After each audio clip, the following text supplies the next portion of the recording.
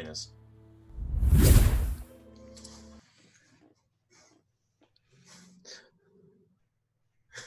Hi everybody, and welcome to Roll for Damage, the first game of our Humblewood session. I am Josh the Pirate. I will be your DM for this evening, we're going to be going on a little bit of an adventure in the wood. And joining me for this wonderful adventure are a collection of colorful characters played by some wonderful other streamers and people from the interwebs. So I'm going to let them introduce themselves. I'll let them introduce themselves first. So first of all, we have to my right, we have Rachel playing Trish Caper. Yes, hello. My name is Rachel. I'm playing a little mischievous raccoon who just wants to make friends. She's not so bad. Yeah, that's what I'm about.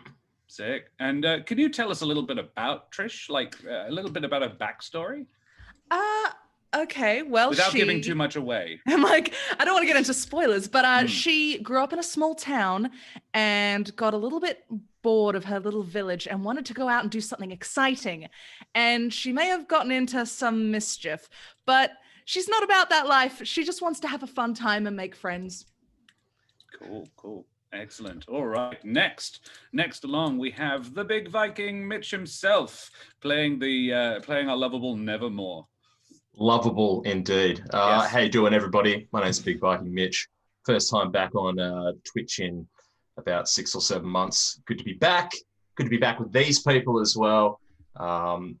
Amazing role players, and strap yourselves in because it's going to be great. I am playing Nevermore, and it's a pleasure to make all of your acquaintances.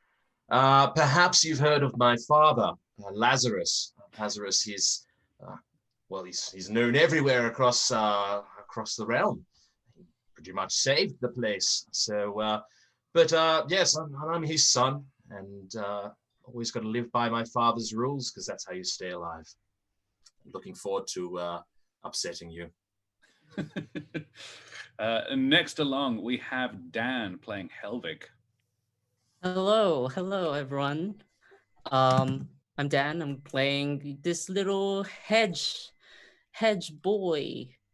He's from a very tough section of just outside of the Humblewood village, and he got given responsibility from something that I don't want to say yet. No, we'll reveal that. Yeah, it was heavy.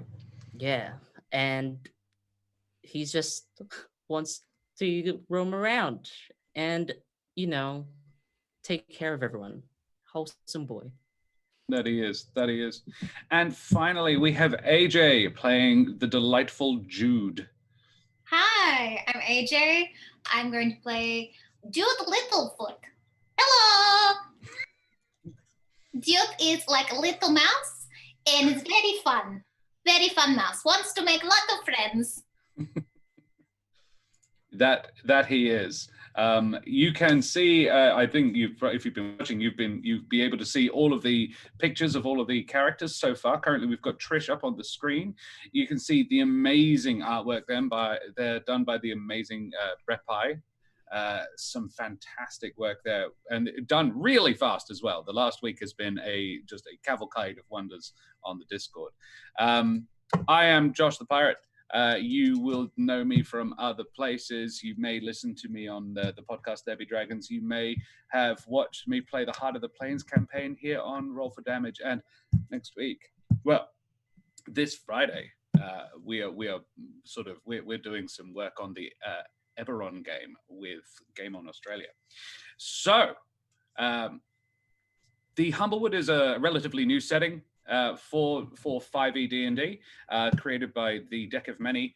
They built this charming little world filled with anthropomorphic animal creatures, people, and there are loads of different species of people in the wood. We've got a decent selection of them with us today.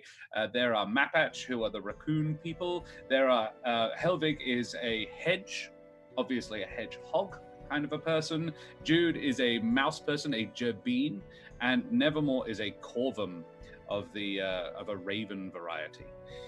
So there are bird folk and there are humble folk. The bird folk being the intellectual leaders of the society, but it's pretty sort of it's a pretty easygoing place most of the time, but shit's about to get real. Let's put it that way. Not that it has just yet. So before we begin, I would point out that our lovely audience can at any point, if they like, gift our players some bonuses if they're getting into trouble. You can even heal them if you like them enough. So, with that all said, can I get somebody to give us a recap of what's happened previously in the adventure? How did you guys all meet? Ooh, Jude has story. Jude can tell. Please, Jude, tell us. Okay, so Jude went on a boat, but went on wrong boat a couple of times. And then Jude found friends, but then boat started to sink. And then we ended up on a creepy island, and there was like a tower, and in the tower was like a weird room, which we got stuck in for like a long time. But Jude sang a song, that was fun. And then we found like a creepy small child who was obsessed by like a demon creature, I think. And then now we saved them. You did do that. And then and we're on another boat now. Yes. We went to another place. You made your escape from the island on a little dinghy that fortunately Nevermore knew how to drive, otherwise the whole thing would have floundered somewhat. Yeah, that's a pretty concise wrap-up of how these guys all met. Yeah, they did. They saved a little girl from possession by a book. It was an evil, evil book. So, well, mateys, let us set sail. Our journey begins in Meadowfen. Of course, the journey our adventurers began some time ago has merely brought them here, but the sun rises on a new day in this sleepy village, both close enough to the mock fields that the Ember Bats rarely swarm south to it from the Scorched Grove, and close enough to the Scorched Grove that the inhabitants are rarely bothered by slimes coming out of the mock fields.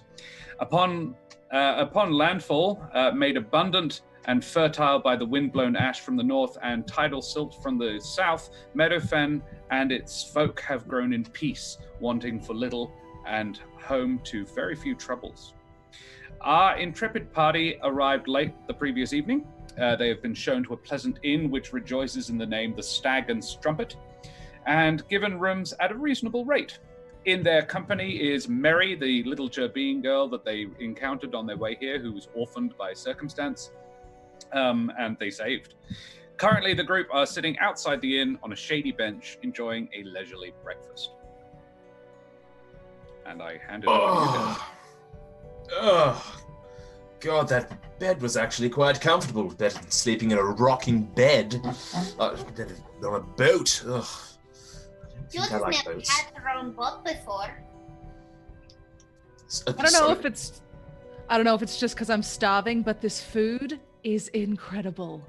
Incredible. Do you want my mashed potatoes? I absolutely want your mashed potatoes. Here you go. Here's Thank my you. mashed potatoes.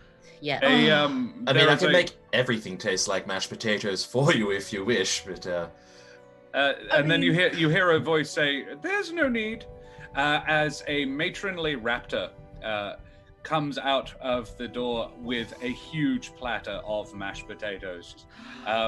She's wearing an apron. She is the wife of the innkeeper, and she plonks it right down in the middle of the table right in front of Trish and says, "I've never seen someone quite so keen. Whole stick of butter in there for you, just for you, my dear." Oh, you are divine. I like what I like. I like simple things like nourishment. And potatoes. Potatoes are nourishment. Mary is unusually quiet this morning. She's been fairly chatty kid most of the time on your way here, but as soon as someone beyond the group is present, she actually goes rather introverted, and she sort of shuts down a little bit. Not that this puts the raptor off at all. She sort of pinches Mary's cheeks on the way back into the kitchen to bustle out another platter of bacon. What's your problem, child? She looks up and she says, just everything's new. You're getting everybody down. I'm not. It's not just me, is it? No, what? What are you? I don't know. Am I reading this wrong? I think it's definitely just you. Yes, I think okay. so. I kind of forgot she was here, to be honest. Oh, Trish! I'm In a sorry. good way. Mary actually just sort of shuffles over a little bit to sit closer to Jude and slightly further away from Trish. So I know that I tried to cut off your hands, but I think we've made very good progress since then. You know? You haven't tried to cut them off at all since then. Mm-hmm. Um, Why would I do that? Yeah, but I'm the scary one. Okay, fine, child. well, you forgot about her. I'm gonna continue to burrow my face into my food and then just gonna like retract. You're doing great, Mary. Don't listen to them. A Gallus man at this point comes out, named Jorvik. You know him. He is the innkeeper, and puts a small cup in front of the girl, and it's lightly effervescing. And he says, "Here you go, kiddo. Sasha sent this out for you. Can I get anybody anything else?" Now, I know that I've had two mugs already, but may I have another mug of milk, please? Absolutely. Certainly. Anything else? Well, yeah, I was just going to ask, perhaps, while it's fresh on my mind, which direction would the town elder be for when we're done?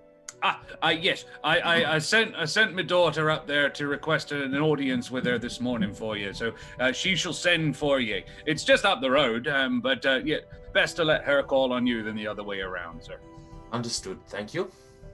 And Trish? Okay. I'm quite good with these potatoes, but could I trouble you for a second stick of butter? Right you are. Thank you very much. It's a lot of calories. Listen, I wear it well. She's an active girl. She said she carries it well. Who says it? I do a lot of climbing. It's fine. And sir? For you? Can I have juice, please? Certainly. I've got a very fine berry juice. Berry, yep, that's great. Cool. Got it. He bustles inside, and a few moments later out comes with everything you've requested. Actually, can I have water, please? Certainly, sir. There's you. actually a jug in the middle of the table, but he pours it for you. Oh, wonderful, thank you. I'll just wait until he's poured it, and then I'll pick it up and I'll drink it. Keep it full if you could, thank you. He said, right you are, sir. At this point, a commotion draws your attention to the village square. A short distance away, a wounded Strigg woman limps towards Meadowfen's elder's home, staggering and catching herself on the side of a well. She is bloodied, and her tawny feathers are singed and flecked with ash and soot. So she doesn't look well? She doesn't look Sorry. great. Instead of giving it well, sorry. It's going to be one of those games, is it? Yes. Oh no. That lady seems to need some help. You're not the only one who thinks so. Sasha, the innkeeper's wife, is just coming out with another stick of butter for Trish, and you hear her say "Kara," before she puts the dish down, quite not as gently as she would normally, next to Trish, and sort of dashes over to her. What do you do? I go and help. Very well. Make sure my quills are down and approachable. I'll stand close enough to listen, but I definitely won't be helping. I take a few bites of mashed potato and then follow to help. carrying the bowl of mashed potato, presumably, in case the girl wants some. She needs nourishment. Jude goes right up to her face. Okay. Are you yeah. okay? A small crowd has gathered around her by this point. Sasha is dripping water into her mouth from a cup. The girl doesn't seem, she seems only semi-conscious. But you get out of her, I must speak to the elder. We are all in grave danger. The grove has taken an entire town. History check. Wow. Yes. It doesn't even require one, mate. The nature of the Scorched Grove is common knowledge. However, it's not common knowledge to our audience, so I shall explain. The Scorched Grove, several hundred years ago, a wildfire started in the forest in an area just to the north of Meadowfen, actually. And it burned. Like, they'd had forest fires before, but this destroyed almost a third of the Humblewood. There was something unnatural about the fire, something magical almost. It just could not be stopped. Regardless of the magics that the Birdfolk Council tried, there was no way to prevent this, and it burned away, almost a third of the forest. Some has grown back, but there is now this an enduring plains of ash in the northwest of the forest called the Scorched Grove, where fiery elemental creatures and things with a flammable aspect still inhabit. There's an awful lot of wildlife that is fire themed, and it's generally it's a place best avoided. Some attempts have been made to reclaim the land, and some have been even reasonably successful. There is a village called Ashbarrow that it sits basically on the borderland of the Scorched Grove, and it is well inhabited. The farmland, of course, is extremely rich, given the ash is a very good fertilizer, but it's every now and again the fires can reignite or just burn again. So it's not the sensiblest place to live. You would know that about 30 years ago there was a flare-up, a nasty fire, but it was reasonably well contained.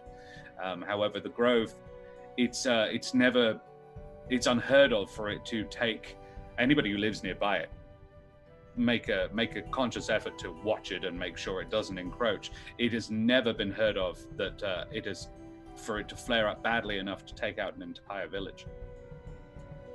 Did you get stuck in the chimney? I've done that before. A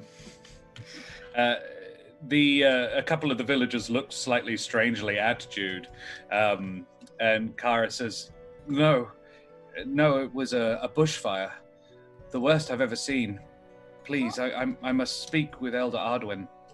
And she begins to sort of limp her way there, supported by a couple of other villagers, including Sasha. Do you follow, or do you We'll definitely Okay. come along. All right.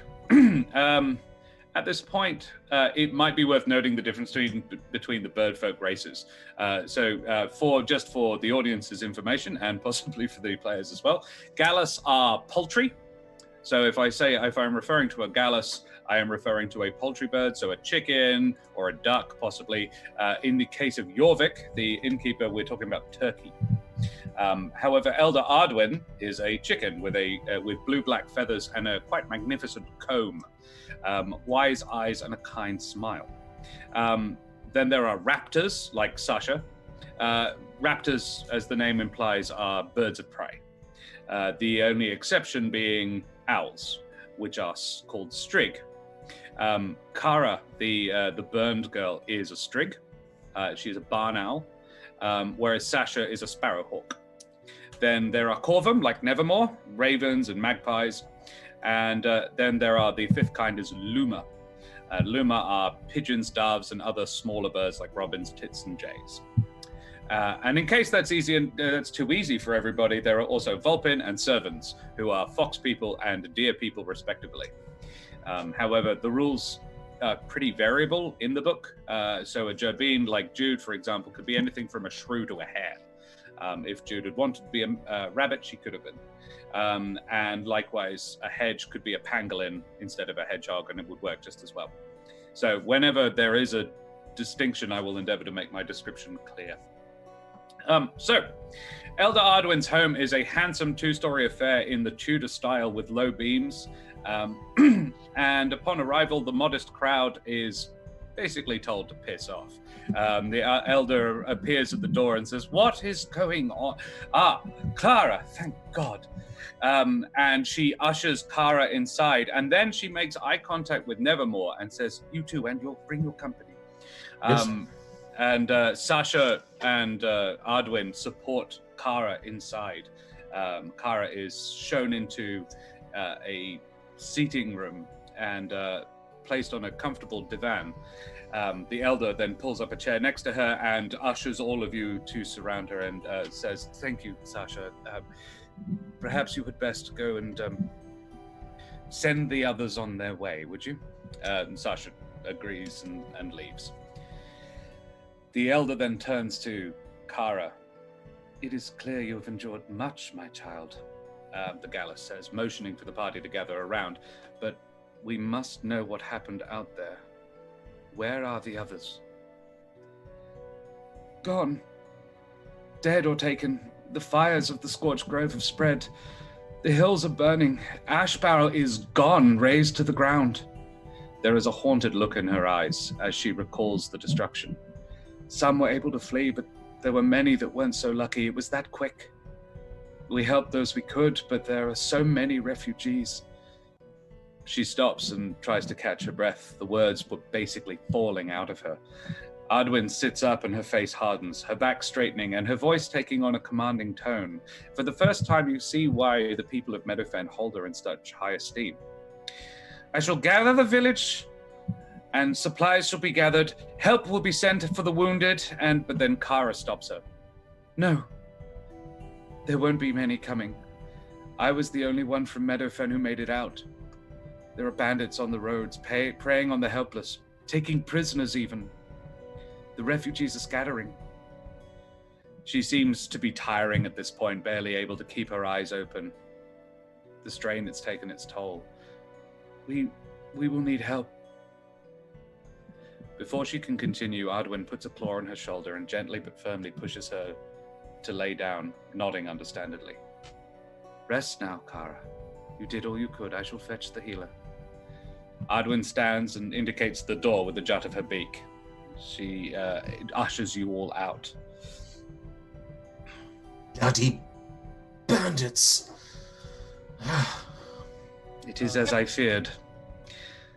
Whilst I didn't want to start a panic, something must be done. You may be wondering why I asked you here. It was to hear, first pour as it were, what Kara had to say. And to take the mouse child. Yes, take Yeah. the child, please. Just take the child. What child? I push her towards. Oh, Mary, you brought Mary with you, Mary, right? yeah. Sasha would have taken Mary out with her, so Mary did not have to listen to that, which Beautiful. is probably for the best. Oh. And she says, yes, I apologize. I had meant to have a meeting with you this morning. Events have overtaken us somewhat. I brought you here because Kara took a group of the entire militia of Meadowfen about a week ago to investigate. I don't know if you've noticed, there is a pall of ash on the horizon to the north. You probably wouldn't have spotted it because you came in at night, and the orientation of the inn probably wouldn't have allowed you to see it, but she says, we've been worried about it for some time, so Kara went to investigate. We assumed something had, basically there was help needed, which is why they hadn't come back yet, but seeing her this morning, evidently, I hadn't panicked yet. But as we lack any formal military here, and most of our most physically able people went with Kara, I am therefore left with no one else to send. It seems the Amaranthine sent you just when we needed you. Yes, Jude is a mighty mouse. Jude will go. It warms my heart to hear you say that. You will take news of this to Alderheart? The council must be informed. So you don't wish for us to deal with the bandits, you wish for us to be messengers, is that correct? The bandits are very numerous. Any bandits you encounter along the way, of course, please deal with. We are? Well, they are doing bad things, so we have to be the good guys. I'm not asking you to risk your lives. Beyond the important thing is to get the message to Alderheart. We'll do it. We'll Thank get you. there. Agreed. I shall see to it that your charge is taken care of. Oh, thank God. She likes cookies. Noted. Believe Sasha is quite happy to look after her for you. Very well. I will organize rations and supplies for your journey. It's about a 3-day journey from here to Alderheart. Okay. Well, just one small little thing. Yes. Potentially warn Sasha that the child was possessed by a book for 100 years. I feel like that's an important piece of information that Sasha might want to know. It might be better if you... I want to say take her with you, but... No. I don't think it's going to be that big of an issue. It would possibly be better if you give Sasha the details. Oh, of course, yes. So that she is better equipped. She is a capable woman, and I shall assist, of course. Is the child showing any distressing tendencies towards levitation, head rotating an unusual number of times, glowing? Don't listen to Mr. Nevermore here. Please, just she's a perfectly normal child. She does disappear from time to time. Is that a problem? I mean, it's not unusual for children to do that, or do you mean she literally pops out of existence? No, I'm not sure. The normal child stuff. Just the normal child stuff. Helvig, are you endeavoring to deceive this woman, or just sort of allay her concerns? Just allay her concerns. I feel like we way too much. We hyped it too much, and I'm trying to hype it in the other direction. Yeah. Okay. Cool. She seems mildly relieved, and says, "Yeah, yes. I shall have the supplies prepared for you. How soon can you depart?" Right now. Well, I'm ready to go now. Yes. It'll take about half an hour to gather the supplies, I imagine, but that's marvelous. Thank you. Thank the Amaranthines. I shall prepare you a letter for presentation to the Birdfolk Council in Alderheart. It's Nevermore, son of Lazarus. Just Lazarus. The Lazarus. Yes, the Lazarus. Yes. Oh. Yes. Is he famous? I had not. I turned see? What have I been saying this whole time? Yes, the Lazarus. I imagine this young person's accent would indicate that they are not from the wood. She indicates to Jude, so that might explain why you have not heard of him. He's quite well known. Careful not to play the name here. Of course, a very respected man, but I have been in other places where the name carries not so much favor. Be careful with the use of it, young man. Well, if they don't like my father, then they're probably not very civilized, and they're probably not good people. So true.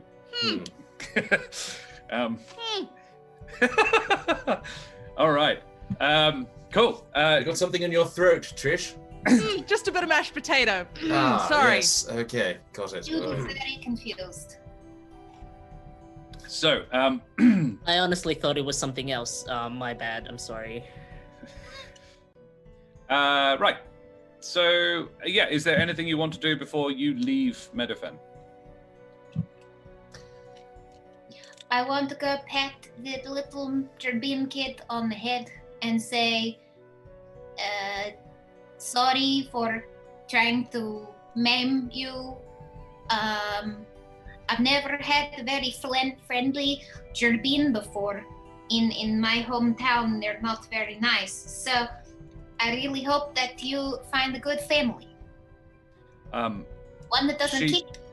When you find her, she is sitting on the hip of Sasha, who has apparently taken a real shine to the kid, and Mary has warmed up to this lady quite a lot.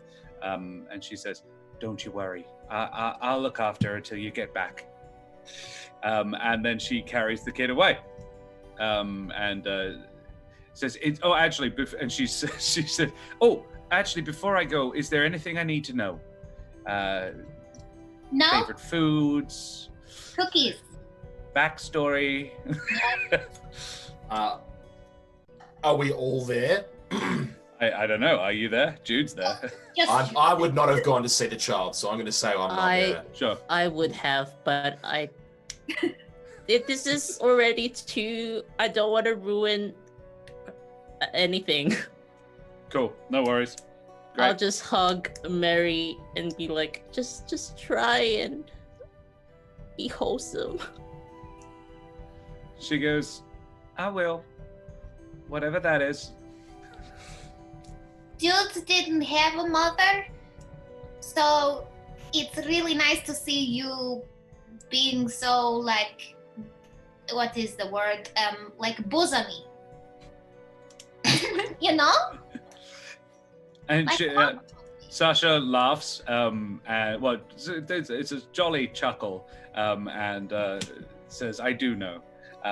Come on, little one," and carries Mary away. And Mary seems totally smitten, is totally fine, and you need never worry about the possessed child again. Good. Farewell and good riddance, child. So what we need to do, chat, is fill up that Haribar super fast so the child can go crazy. Don't do it, no. All right. You set out, sorry, anybody else? You're all good? Oh, good. You are presented with 5 days worth of supplies, and in case anybody didn't, if anybody had lost their bedroll along the way, that is replaced for you as well. You set out from Meadowfen by early afternoon. The sun is bright in the sky, and though there is still some smoke on the horizon, an unobservant person could be forgiven for thinking the day a rather pleasant one. Can I get you all now to describe your emotional state / how you're feeling about the situation? And while you're doing that, roll a perception check. Oh no. Well, I'm feeling very conflicted about the whole bandit situation. Some people think they're straight up evil, some are just mischievous, and I am feeling very uncomfortable, and So- I hope we don't run into them. That's a valid point. And this again is for world building. The bandits are a very large organization. The Bandit Coalition is it is an organization. It, in the past, was, as the name implied, bandits. However, a new leader has, but they're all sort of loosely aligned groups of people doing, in some places, Robin Hood style work, and in other places, Pirates of Penzance style work, and in some places, competent banditry. But recently, a new leader has emerged, and her name is spoken of around the wood. So Nevermore may have heard of it. Trish definitely has. Jude and Helvig probably not. But you've definitely heard of the name Bena Seradin said, a degree of awe around the forest. And Trish, you know her to be somebody pretty cool. She's brought the bandits together under one sort of commander and actually sort of formalized the way they do business. All right. How's Jude feeling? Jude is really excited, but Jude is also a little distracted because I saw the sign of the town and it looks like it says Meadowin and not Meadowfen. Sure. And then I'm just sketching like in a little parchment, I'm like trying to write out Meadowwing. But Right. Jude can't write, so. Oh, okay. Cool. Helvig, how are you feeling about the whole situation? I am so concerned in two directions. We came here, and there's bandits, but mainly the core of my anxiousness right now is Mary, because I think something might go wrong, and I didn't want that conscience in my head right now that I may have indirectly caused that. Like maybe she should be here. I don't know. Cool. And Nevermore, how are you feeling about the whole situation? Excited, to be honest. Honestly, it's exciting because my father made his name fighting the bandit coalition, look, I've been thrown into something that might require me to cross paths with them myself, and Sorry, Is that a goal? Is that a goal of Nevermore's? Does he sort of dream of being a hero like his dad? Yes. He wants to make his own name, but he also is very used to using his father's name to kind of gain a little bit of extra influence. Yes. Cool. I'm excited. Well, by the end of this adventure, your dad will be trading on your name rather than the other way around, buddy. Okay. So, no more than a couple of hours out of Meadowfen, the party is walking along a shady section of wooded path. Wheel ruts cut deeply into the track, and a profusion of bird and animal noises are filling the air. Nevermore, probably because you have been on alert since the mention of bandits, you're like, oh yeah, I want to meet some bandits. I reckon I could show them a thing or two. You are the first person to spot this. On the road ahead, you make out 4 hooded figures around a stopped cart. 3 of them are gesticulating violently at a crumpled body on the ground, while a 4th is leaning casually against a nearby tree. The cart is a small hand cart stacked high with bags and boxes of various sizes. One of the hooded figures goes around the cart and unceremoniously shifts through the bags, the packages and stuff, leaving fallen bundles strewn on the ground. Bandits. What do you do? Question: are we on foot? Are we on horse? What was the deal? You are again? on foot. We're on foot. Okay. And how far Not a lot away of are we? horse riding goes on in the wood, actually. Well, this is it. I'm going to plonk you on the map, and you guys can describe for yourselves where you are. Place yourselves on that map. No more than 30 feet, like maximum 30 feet. Okay. No closer than 30 feet. That's the word I was looking for. Oh, no, closer than 30 feet. Okay. Yeah. Sweet. I'm back there then. I'm way away. I hang back at the back of the group. Sure. I Were we stealth? We're not stealthing, so I think Jude was next to Trish telling her stories. Love it. Like really loudly. I don't realize that I'm at the front as I Yep, cool. Sure. The moment I spot them, I'll just very short, sharp little, and I will try to catch their attention, and I will instantly move behind a bush. Trying to catch everybody else's attention. Yeah, not the attention of the people. No, God, no. You're bandits. Oh, No. Fuck all of you. No. Then No. hides behind a bush. Yeah, I'm not that big of a dick. Okay. Everybody else spots them relatively quickly, except for Jude, who is rather distracted by her story. Is this another one of your stories, like the one about the handkerchief? Yes. What story are you telling, Jude? So that is when I realized that teacups don't need to match the saucers. But it is also very convenient if they do, you know? Because sometimes people hit you if they're not the same. I feel like I should point out, Jude, that if someone's hitting you for that, they're not a good person. There's some bandits up ahead, though, so you're going to have to tell me more about that later. Let's get behind a bush. I immediately draw my sword and charge. Wow. Okay. Oh, I go into a bush, and I kind of pretend to be like a thorny bush. So, can I get stealth rolls from 3 of you? And Jude has got this apparently.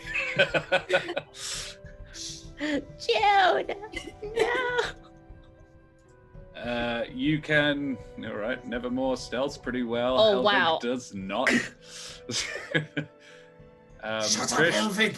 Trish, can I get a stealth roll from you? There you go. Yep, Trish and Nevermore are invisible. Hell Helvig, yeah. however, has just rolled up into a bush rather than going and hiding behind one. Part of the bush. He just turns and presents his spines. He's like, "These look like a bush, right? That's fine. It's a Same silverback pose, I bush. think. Mm. All good. Okay, Jude. You run to within. You basically run up to about there. So about halfway to them. Yeah, And, I like look around and realize I'm completely alone. As you approach the 3 strangers who are gesturing at the body, you can see the pointed faces of a couple of Mapach and a Jerbeen under their hoods.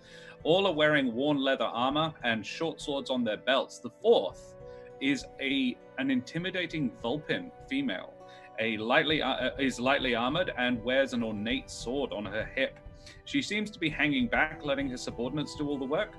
But from the person sort of crouched on the floor in front of the cart, you hear a whimpered, "Help me!"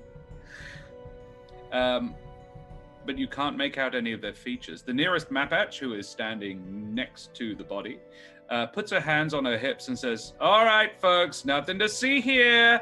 Move along if you know what's good for you." I know what's good for you. Stab. Oh shit! Very well. Let's roll initiative then, shall we? Oh no. So, Jude, I'm going to say that you are next to this person, and I will give you a surprise round because, frankly, I was surprised. Oh, nice, Nevermore. Thank you. I'm doing great, guys. I believe in you. Oh, nice. I did not do well with initiative. That is okay. All right, so it will be, very interesting. Ooh, it's Aaron. It's that one. Okay. Right. Barry, Nevermore. Fantastic. All right. There it is. There we are. We have a Trish. Good. All right. Nevermore will be going first, but before he does, our resident Jerbeen is gonna take a stab at Chris. Make an attack roll, Jude, and describe in what manner you just managed to hit. Jude is really small, so given that they're wearing like leathers and stuff, I think he like tries to spot a weak spot in their legs and crotch area. Very well. So and it's a just stab. upwards. Very well. You stab upwards with your longsword. Roll me some damage. Jesus. 9 points of damage. Wow. Wow. It's like, it looks like you've cut the artery in the groin there. They are pissing blood out of their crotch region. Not actually urinating blood, but like a full-on gush comes out on the blade, and she's not dead, but you've gravely injured her straight up. You've found a solid weak point on the Mapach figure. I want to say good job. This is what happens when you threaten me. She's like, did I? I was telling you to leave. Yes, because I didn't want any. All right, guys. Nevermore, it's your turn. Rule 33, wait until they've been hit. And I'm going to upon seeing that, reach around, and I'm going to shoot a firebolt at the one that just got slashed. Yeah, all right, great. Roll a to hit. The bewildered Mapach has barely had time to register that they're bleeding out, really, and is ducking down to inspect the creature that just stabbed them and the massive wound in their groin, and a fireball just flies right over their head, missing by a country mile. In fact, fortunately, it doesn't even hit one of the trees. It's pretty much into the air. All you've done, Nevermore, is just highlight your location very well to her friends. You want to move? Are you happy where you are? With my move, I've got to 1, 2. I'm just going to kind of scurry into the bushes, even if it's difficult terrain. Yeah. I'm just going to scurry into the bushes, at least so I've got a view if I need to, but I want to try and make myself less accessible. Very well. You are less accessible. Serum 6. Serum 7-6 just tipped a natty 20 for Jude. Jude, you have a natty 20 already. And Helvig and Jude have also been given a bonus D6 as well. This is escalating quickly. Jude is going to use it wisely. Please do. Just don't burn it on the next person you meet, because they'll explode. All right. Next is Aaron, the Jerbeen, who's like, hey, that's what's hold on. And he pulls out his sword and has a hack back. However, I'm pretty confident 11 does not beat Jude's AC. And his weapon just sort of clangs off Jude's mighty armor. And actually you see the strength of the blow reverberate back up his arm, and it looks like he's sort of stunned himself a little bit. Trish, what do you do? I scurry up a tree, I think is what I do. Is there a tree I can scurry up? Greetings, Raiders. Greetings, dreaded GMs, Raiders. Woo woo. Oh, What is it up? It is lovely to see you all.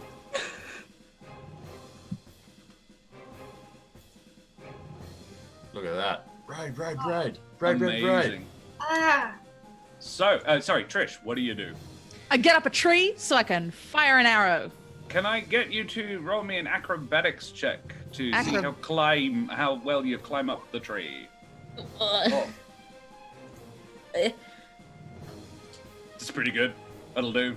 Hell yeah. It's not a particularly complicated tree. You climbed, let's say, 16 feet up the tree. You are now a good 3 Mapachs high up the tree with your short bow. Wonderful.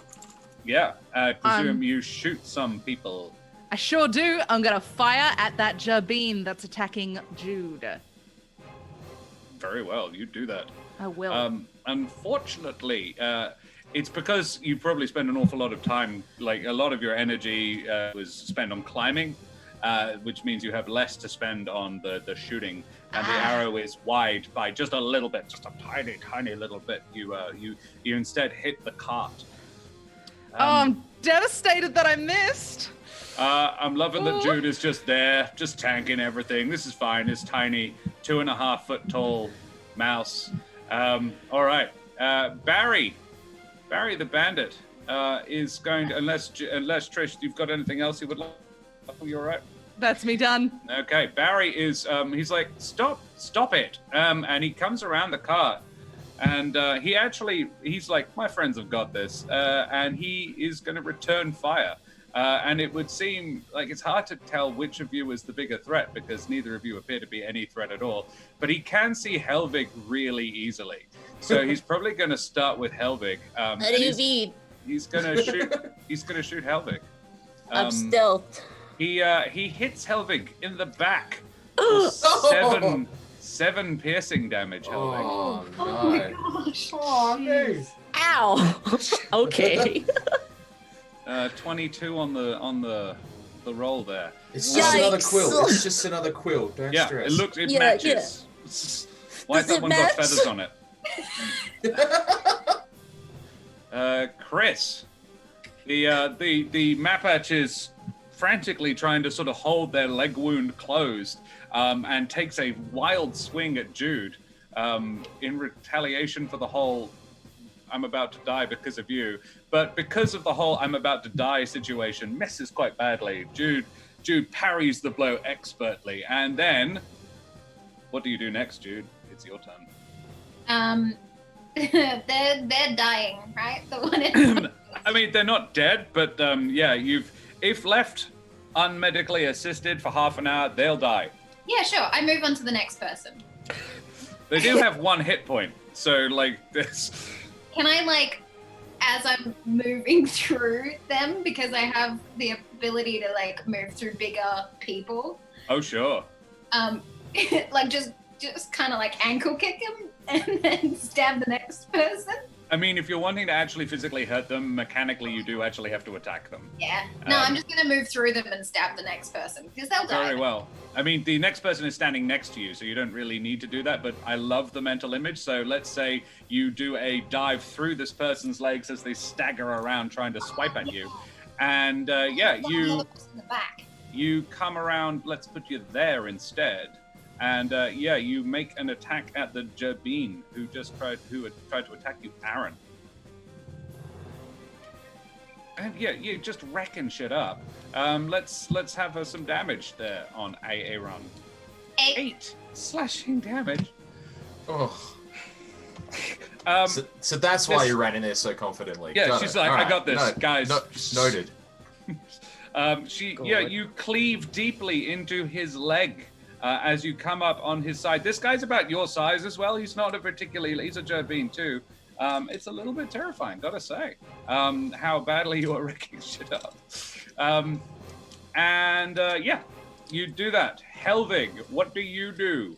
Oh dear. Ow, that really got me in my soft gap. Oh, poor choice of words. Why? I will waddle over. I'd like to help Jude, even though I am wounded in the process. Where are you waddling over to? I waddled over to the middle of the road from my bush because it didn't work. I already moved. After being shot in your soft gap, you move out of your bush. Yeah. Soft gap is trending on Twitter. What have I done? Hashtag soft gap. No, there is only 2 times when it's appropriate to say the word moist, random, dumbbot, and that's not one of them.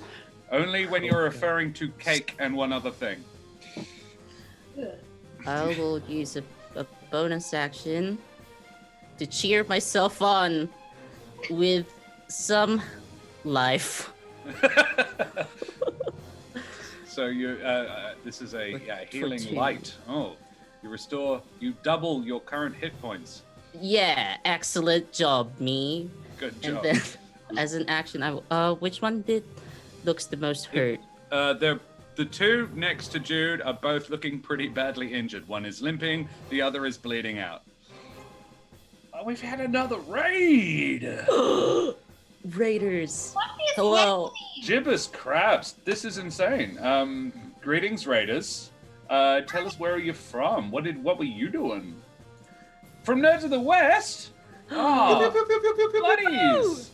I played with Nerds of the West on Friday night. We had, I would say, in terms of, we played Cartographers. It's a D&D based map drawing game. I have to say it was possibly the most fun non-D&D game I have ever played. It was outrageously stupid. I recommend watching the stream. It was very, very funny. We had Chris and Tom, and because a lot of their peeps were not feeling super great that day, we also had me and Matt Buss from Debbie Dragons, and it was super fun. Good game. 10 out of 10. Would win it twice again.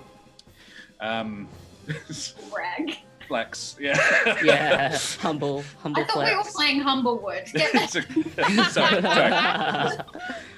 Put me back down. All right. Helvig, what do you do for your action? Get off! I will blast You get them. off? Yeah, I get. No, Out I of your yell bush? at them. Get off the soft gap. Why? Why have you done this? I'll cast Eldritch Blast at the Mapach. The Mapach who shot you in your soft gap? Or the one Yes. that's bleeding out? Oh. Chris, the one that, basically the one that shot you, or the one that's been attacked by Jude, and it looks probably going to die anyway. The one that's been attacked by Jude. Okay. Eldritch blast him. Blast him in his Mapach face. Blast him. 11 Oof. or 2? No. No. A real shame. I probably shouldn't. I'm keeping the dice, but thank you guys. You can add your bonus to that. Yeah, you can get a Should I booster. do it? I haven't told you whether or not it hits yet. So yeah, you I'm could. gonna do it. It's there. So roll a d6, and if you're D6. using your d6, add it to your attack.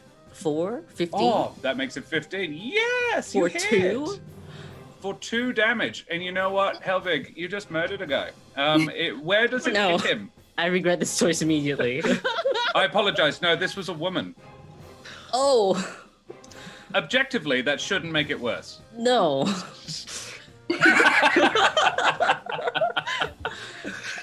I did close my stab eyes. him in the crotch. I look away. Where did you hit? Well, Can you describe the I blast hit- for me as well? Because this is Okay. important. This is I character. gather motes of light. They kind of look like fireflies floating around. And as I shoot it, they kind of like fly in this like zigzag motion. And I go Ooh. center mass. And they Center go, mass. they wrap around the the chest area. And I don't know. That's it. I don't know what else happens because I close my eyes. And after you close your eyes, you see them burrow a small hole straight through into the heart of the creature. Well, everybody else does. You don't see this at all. And the light fades from her eyes, and she just sort of drops. And then the fireflies that this was formed out of fly back to you, and they sort of go inside you, but don't appear to do any sort of injury or even have any force to the hit at all. And it's sort of like they've just reabsorbed back into your essence. Yeah, first kill of the game goes to Helvig, who is now sobbing. Great. I'm just going to put that one on its side because it is a deceased person now. Good job, Helvig. Okay. That was Chris. Next is Frey Meriden, who you guys haven't met yet, so you actually don't know that, but it's the Vulpin. And she just, she's like, whoa, hang on. Guys, this is my raid. And she's gonna step up. She's gonna stand over, I'm gonna have to move it sideways. Is gonna stand over the fallen body of Chris. And she's like, finally. Intriguing. You look like you might actually be able to give me a proper fight, she says, looking down at Jude. And she draws her blade, tracing intricate patterns in the air as she rushes into battle towards you.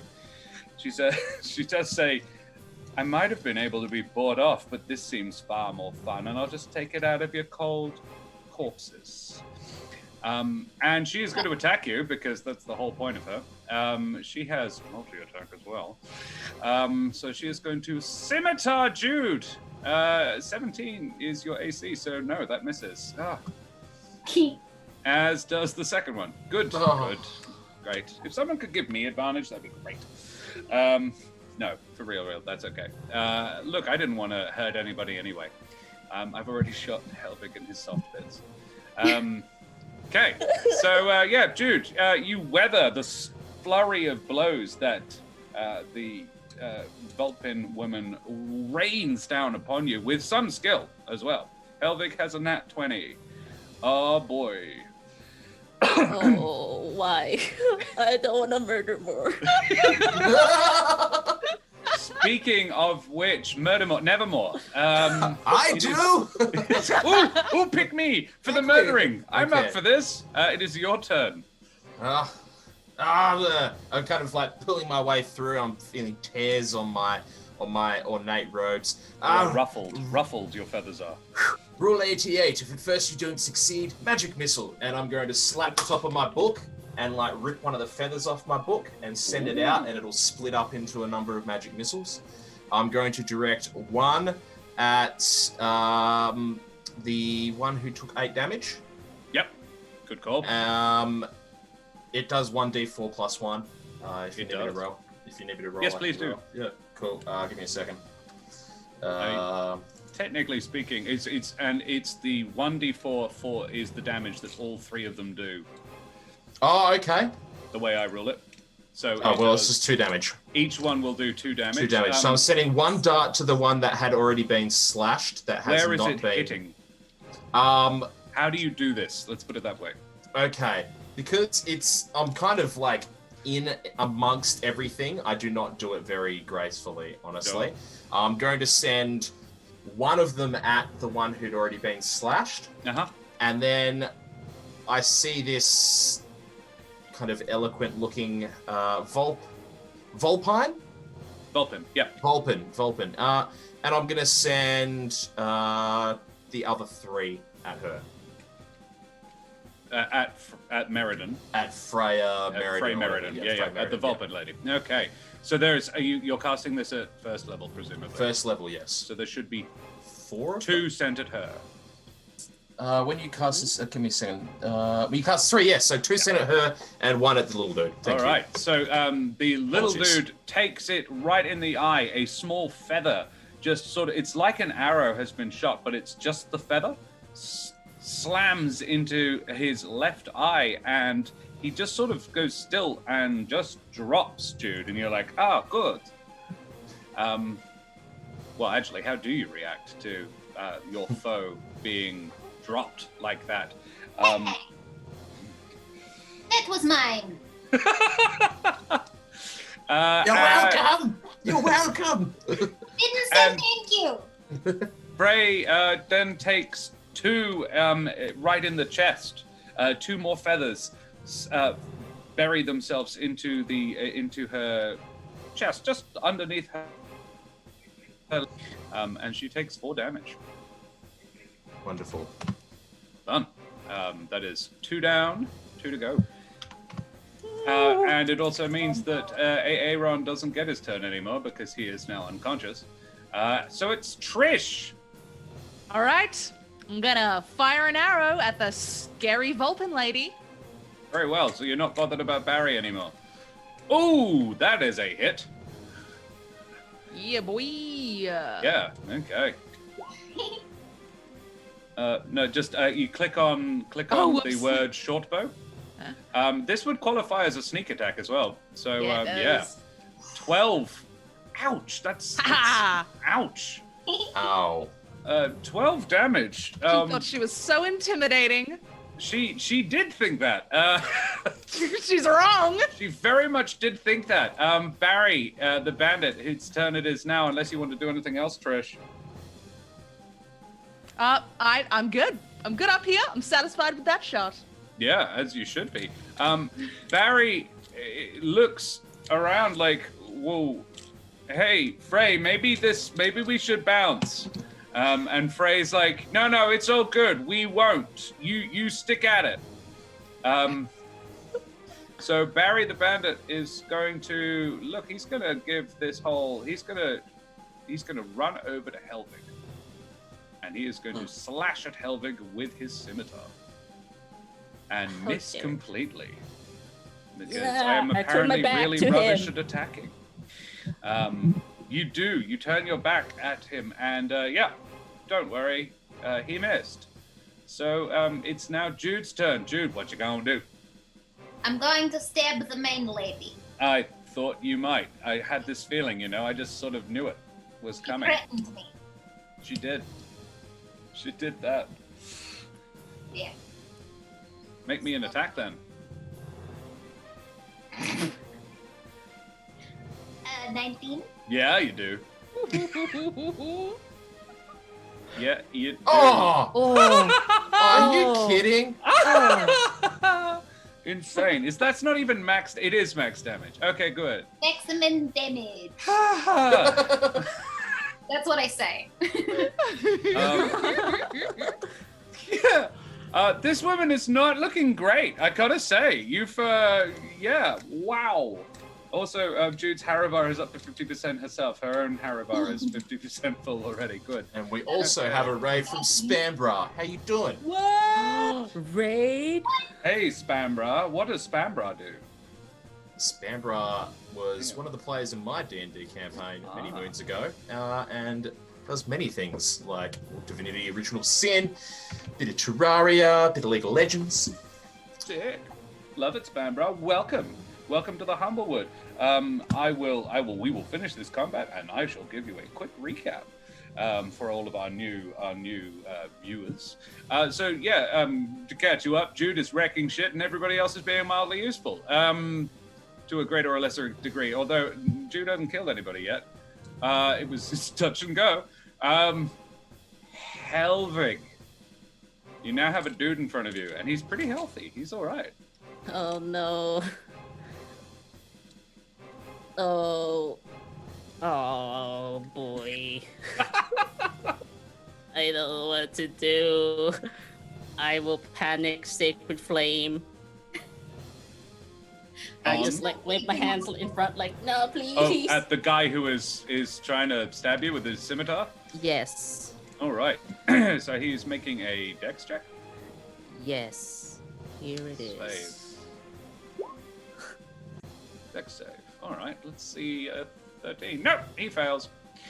Yeah, I can't apparently roll higher than a 5. Good. You do 3 radiant damage to him as he sets on fire a bit. You monster. These fireflies sort of erupt around him in a sort of corona flambe, except that he is very much on fire and being in pain. You do that, and he's like, God, what? How is... We're just turning over a merchant, guys. Jesus. Except he doesn't say that because Jesus isn't an element of this world's religion. He probably says, "Guess me, why?" Then it's Frey Meridan's turn, and Frey Meridan, who is looking not crash hot, gotta say, of all the people, Frey is having like a bad day. And she says, "You know what? Yeah, you're very good. You got me. You got me good. I will be seeing you again, but I'm gonna call a timeout." And she is going to disengage from Jude and run the fuck away. Do I get her? She is disengaging, so you don't get to hit her. That is why she did that. Not good. And she dashes off into the bushes over here. And we go back to the top of the order, Nevermore. You are on silent, Nevermore. I was muted, yes. I'm just kind of pull myself out and just massive rip in my cloak. Damn it! And I'll just go 5, and we'll go to here, and then I'm just going to realize I'm out in the open. I'll pluck a feather off my spell book, and then I'll stab it into my chest, in with all the other feathers, and the sheen will go over me again. I'll cast Mage Armor on myself. Very well. That is going to be all I do. Okay. Noted. Aaron's dead. Trish is next. I'm gonna shoot an arrow at the Mapach that's attacking Helvig. Very well. All right. Yeah, you do. I do. You murder him to a degree. Well, let's see. Yeah, you do. Yeah. Jesus Christ. Attack my spiky friend, would ya? I love it. Every new campaign I start, I'm like, oh no, this first encounter, the little baby level 1s, they won't be able to. We won't be. I might have been able to kill Helvig, maybe, but honestly, don't underestimate us, Josh. Next minute, Jude comes in. Jude had this on her own. Stab! Where were you aiming? Because you hit. The throat. Good. Oh. The throat. Ooh. Helvig, you're like, and then the scimitar is raised for a second blow down on you. This one, you're confident, will end your short but uneventful life. And then an arrow feathers itself neatly in the guy's throat, and he just sort of, and he falls back over, clutching the. It's very deep. It's really just the feathers of the arrow, and he falls over. He's having the worst day ever. I scream at the murder.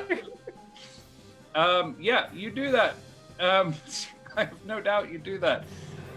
It's who's next? It's Jude. It's Jude. I mean, you could be out of combat now if you want, because Frey is pissing off. But Jude, I feel like she is moving faster than you can in the terrain she is in. I would get you to roll a perception check to even spot her. Okay. I will roll a perception check. Please do. 11? No, she's this appears to be like a prepared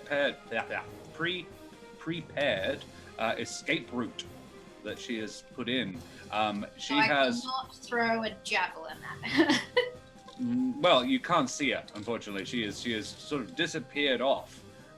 She is one turn away from just disappearing completely off the map. So what do you do, Jude? You've got 3 unconscious and, well, basically dead bandits, and 1 that's running away. I really want to run after her and throw a javelin. You're very welcome to. You can run to about here, but you can't see her. You can sort of follow her tracks, but she's moving pretty quick. Can I just throw it at disadvantage or something? Would you know? You can throw it. I have determined in my head the DC. Okay.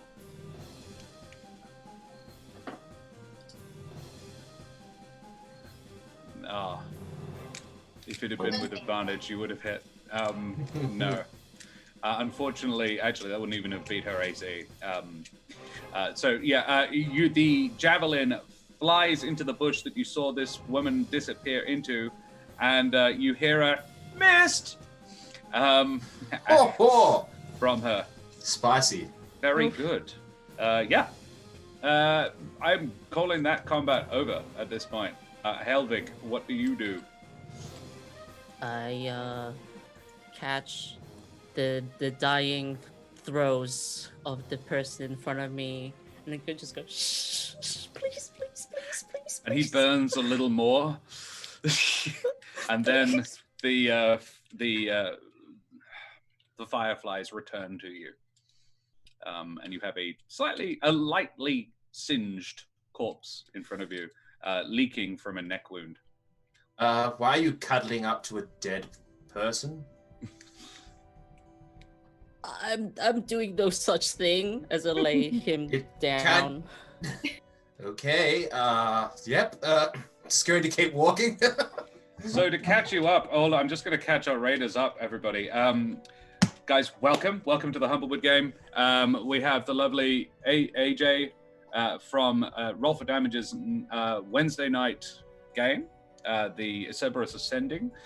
We have the marvelous Big Viking Mitch from his own channel and all the things that he does there. We have the fantastic Rachel from... What's the name of your podcast? It's called A Beginner's Guide to the Occult. Exciting. And we also have the incomparable Dan from Things That I Have Done. He was the stage manager of a play I produced one time, and other stuff. Good on you, Dan. He's pretty great, actually. And He's a great guy. And we are playing the Humblewood, which is by the Deck of Many. It is a brand new setting. a little campaign, and it is designed for low-level characters. The premise is there are fires in the wood, and we've got to do something about the elemental evil that's coming along. Elemental evil? Did I say that out loud? Oh, how exciting! I may or may not be talking shit. Our friends have been asked to deliver a request for help to the capital city of the Humblewood, Alderheart, because shit's getting real. There's nobody else to do it, so we send a bunch of brand new adventurers to go and do it. And they have just set out on their adventure, and things are going great. Absolutely fantastic. Are they not, Helvig? So did everybody get a kill except Helvig? Except Jude? So, yeah. Yes. We're the cleanup crew. That's it. We're the cleanup crew. You're the wrecking ball. Murder tally's great. To keep you guys aware, thank you for the advantage. Whoever it was who bought it for me, that's marvelous of you. I wasn't serious, but great. I could have used that there. Never mind. Rachel has a D6 bonus. Nevermore has a reroll, I believe, and a D6 bonus. Helvig has a D6, a healing, and a natty 20, and Jude has a D6 and a natty 20. So I really do need to increase the number of hit points on the next encounter. Is what this is. Is double it, and a +4 to hit, I think, on everybody. Yeah, great. I feel so wonderful.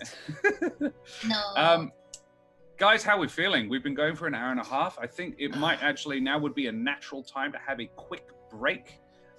Maybe say a 10-minuter, and then we shall come back and continue our adventure. How are we feeling? Having a good time so far? I feel that. I'm good. I'm good. Let's have a little breather. Chat, how are we check out feeling? my- Show us some love in chat. We will be back in just a minute. How are we feeling, boys and girls? Hashtag soft gaps. Yes. What have I Hashtag done? soft gaps. Yeah. It's a pity I've already got a name for this app. Like, soft gap. Hi guys. Welcome me back for the rest to of it. Humblewood. Guys, it's super exciting to see so many people in the chat. It's great to see. Spoiler alert, Reese is here, as is Serum76 and Zesty Lemon and Katie Broom. Guys, fantastic to see you all here. Chuck us a follow, chuck us a subscribe if you fancy it. We are Roll for Damage, and we are playing Humblewood tonight. And the boys and girls are wrecking shit up. And we're also trying to get Soft Gap trending on Twitter, and it appears to be working. Helvig's Soft Gap is going to be famous, going to be very, very famous. No. I don't know whose nickname name it should be, really. I think it should be Nevermore Soft Gap. But yeah, Soft Gap United. The real soft gap was the bandits we killed along the way. Can we just omit that last part? We didn't kill any of them. Sure. Except that you did. Knocked You out, murdered three okay. of them. Yeah. So you're standing in a wooded glade in a small path running through it. The path is heavily rutted, as if it has been traveled by many carts before. And the cart that you're looking at right now is a little hand cart, and there is a small figure lying crumpled at the base of it. So what do you do? Are you okay? I Um, helped them up. You see the face of you actually recognize this kind of face. This is an Eliran. This is, just to make things even more confusing, the first NPC that you guys meet on the road is not one of the main races of the Humblewood. This is an Eliran. This is a cat person. Her name is Eliza. In fact, Veg, can we get her picture up in the on the screen? This is an Eliran. You're not unfamiliar with Elirans because they are from the far north. There you go. There's Eliza. She's quite a cute little cat person. And she is, you are from the same neck of the woods, so to speak, as Elirans hail from. Jude is. And you had several in your village. You had a couple of families of Elirans living in the village with you. Your village was sort of quite cosmopolitan in the mixture of races. And you've known several Elirans in your time. They are quite famously merchants, a lot of them. You get Elurin warriors and Elurin other things as well, but the thing that the race tends to be quite famous for is the quality of their merchants. And you see her looking up at you, and she says, "My Viscus, that was close. Thank you for protecting me on my cart. My name is Eliza. I am on my way to Alderheart by way of Renowing Reach. Would you be..." She sort of dusts herself off and smiles and says, "I've never needed guards before, but perhaps you would be kind enough to travel with me? We seem to be heading in the same direction." How fast do you go with that thing? Well, I'm... Perhaps it does slow me down a little bit, but maybe a stronger person could assist me in the pulling. She actually looks at Jude. Yes. The mighty mouse who's been standing above her, defending her from all comers, really quite successfully. Yeah, okay, yeah. Oh, I know this accent. You are from near mine home. Yes, yeah. It's good to see someone from home, so far from home. Why are you here, my friend? I am Eliza Pennygleam. And yourselves? Jude, potato sack. A noble What? name. I shall note it. Potato sack. What? I'm Helvig Yes? Dewpoint. Nice to meet you. Hello. Are you all right? I am You seemed injured. I am fine. As I pull out the arrow that was there still. It seemed to go into a soft gap in your armor. Yeah, my armor, which are my quills. Yeah. Yep. I am sorry. I do not know much of your people. I have not encountered many spiny ones such as yourself before. But it is good that you are not permanently impaired. I may have a poultice in my bag if that would help. If it's not too much trouble, I don't want to be. Not at all. You are the one who was helping me. You are saving my life, and certainly that of mine theirs. And she gets out a healing balm, and says, "Would you mind turning around? And is there a way to spread your spines so that I might access the gap?" I cover my face. Of course. As I turn around, and I kind of step forward a bit, so when I kind of extend my spines to you, so that she can just. Very well. Yeah, she very gently applies a healing balm, and the stinging wound. It doesn't heal over immediately. It's not magical or anything, but it numbs the whole area. So your soft gap is now numb. Thank you. And it's certainly easier to stand upright. You regain. I'm gonna roll it, but you regain. Let's say that. Oh wow! You regain 6 hit points. Thank which you. I think probably puts you back up to full. That was lucky. Yes. It's the best roll I've done all night. It did. Okay. Yeah. So yeah. Trish, what do you do? I'm going to introduce myself. Trish Caper. Nice to meet you, Eliza. She shakes your hand and bows slightly. In a very sort of proper manner, she sort of clicks her heels together and bows. And then looks to Nevermore. Hello. It's nice to make your acquaintance. My name is Nevermore. I am. Perhaps deeply you've honored. heard of my father, Lazarus. No. That's okay. But I am certain that he is worth having heard of. I am, Yes. however, not from here. Well, there you go. Well, look, if you're heading the same direction as we are, then I suppose we shall assist you. Unfortunately, I'm not very strong myself, but perhaps the one that runs off and decides to charge into battle by themselves without anybody else might like to pull the carriage. Mighty warrior from my hometown. But you ran in there by yourself. Does anybody else have an issue with this? Jude's a free spirit. You can't control Jude. This I is would fine not by change me. you. I think Oh, she was this very is- brave. Oh, Sorry, she actually didn't mean to misgender you. That was Josh. I think he was very brave. Okay, but I mean, it was just it was a throwing bit- it out there. Perhaps we could have talked to these people instead of killing them. You didn't I would have give them- preferred to talk. I mean, you didn't give them an opportunity to explain themselves. You just kind of ran up and stabbed them, and I don't agree with that personally. Jude stabbed them. They You- threatened Jude. Pretty certain they didn't, but They were, in fairness, my good sir, they were threatening me. I suspect I would have been badly beaten at the very least and quite possibly killed. yes, sure, whatever. Okay. Yeah, but you're an NPC. You don't care. Mm. It's just, I just think it's an issue running off like that. Potentially, anything could happen. Okay. I think what your friend is saying is that he is worried about you. I'm worried about you, Jude. Thank you. Really, actually, thank you. You're welcome.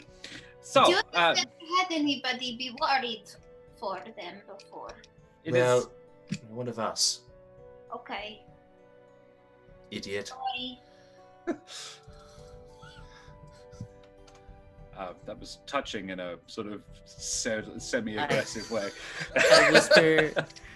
I whispered to Trish, does he didn't sound worried to you, right? Like I that think he wasn't just just likes me. to. I think he might just like to boss people around. Cool. So, Eliza Okay. looks like she's about ready to get moving, and she sort of dusts herself down and looks around, and she gestures to the bodies and says, "Are you going to loot that?" I was gonna loot that. She does actually look at Trish. I'm slightly offended, but I do go loot the bodies. Cool. Yeah, loot the bodies. Roll an investigation check, please. Investigation. That thing that you're always super good at. Like that. Yeah. I mean, you have a neg 1, so you crit success on a 19. You find all of their things. The unconscious bodies hold no secrets to you. You even retrieve Jude's javelin with that roll. I'm just going to say you find all the things they had. They were not particularly wealthy bandits. Between them, they were all wearing leather armor, so if no one's wearing armor, you're welcome to keep it. And each one has a relatively poorly kept short sword. They're definitely functional. You also find in the purse of the one that Jude slit up the groin, a purse with 5 gold pieces inside it, which is enough money to live comfortably for a week, or if you're Nevermore, a day. For a day, yes, Yeah. thank you.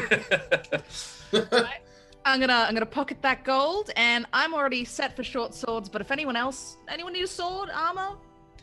Actually, Eliza says, I don't normally carry one, but it seems things have escalated in this area. Might be a good idea. I've never needed to. I have been to the Humblewood 4 or 5 times on various trading journeys, and I've never needed protection before. It just saddens me. What is going on here? Never mind. Can I just ask you a question, our new friend? You may. Was there anything in particular said by the group that were attacking you that was interesting at all? Anything that jumped to your attention? Was there names said by anybody? Anything? There was mention of the one that ran away. She was referred to as Frey, her name. And she seemed to have she seemed to be a person of some prestige. More than just a sort of the one who was in charge. They were very deferent to her. I've never seen that much sort of kowtowing before. But nothing seriously. I don't really know what you are, what I might have No. heard. I mean, if you'd heard anything interesting, I'm sure you would have said it. So thank you for your help. Yeah. Do you spell fray? Well, there's two types of spelling. F-R-A-Y, like the fraying of a rope. But I hear other people are F-R-E-Y. That's what I think. And Meta, you know that it is F-R-A-Y in this instance. There you go. Tries to write the name down. Jude is illiterate. Little bit. A little. Jude, little illiterate. Little. Jude, little bit illiterate. He writes down the name and puts like a little stabby symbol. This is for your murder tally, is it? This is this is the list. people I have yet to finish killing. The Book of List. Grudges. You have threatened me and got away. Oh, yikes. How long is the list? It's just fresh. This is a new list. No list. Yeah, is there a lot of names crossed out on it already? It's Okay. the blank page. It's a blank piece of paper. All right, sure. So Eliza makes a decent and amiable traveling companion. That night, she even treats you to a slap-up meal with some foreign sweet cakes after you make camp. Jude, you remember these. You've smelt them many times, but you may have only actually gotten to taste one only once. And it was a distant relative's wedding, and you were like, oh. That's reminds you of an unusually happy time in your life. Jude starts crying and just shoving baked goods into her.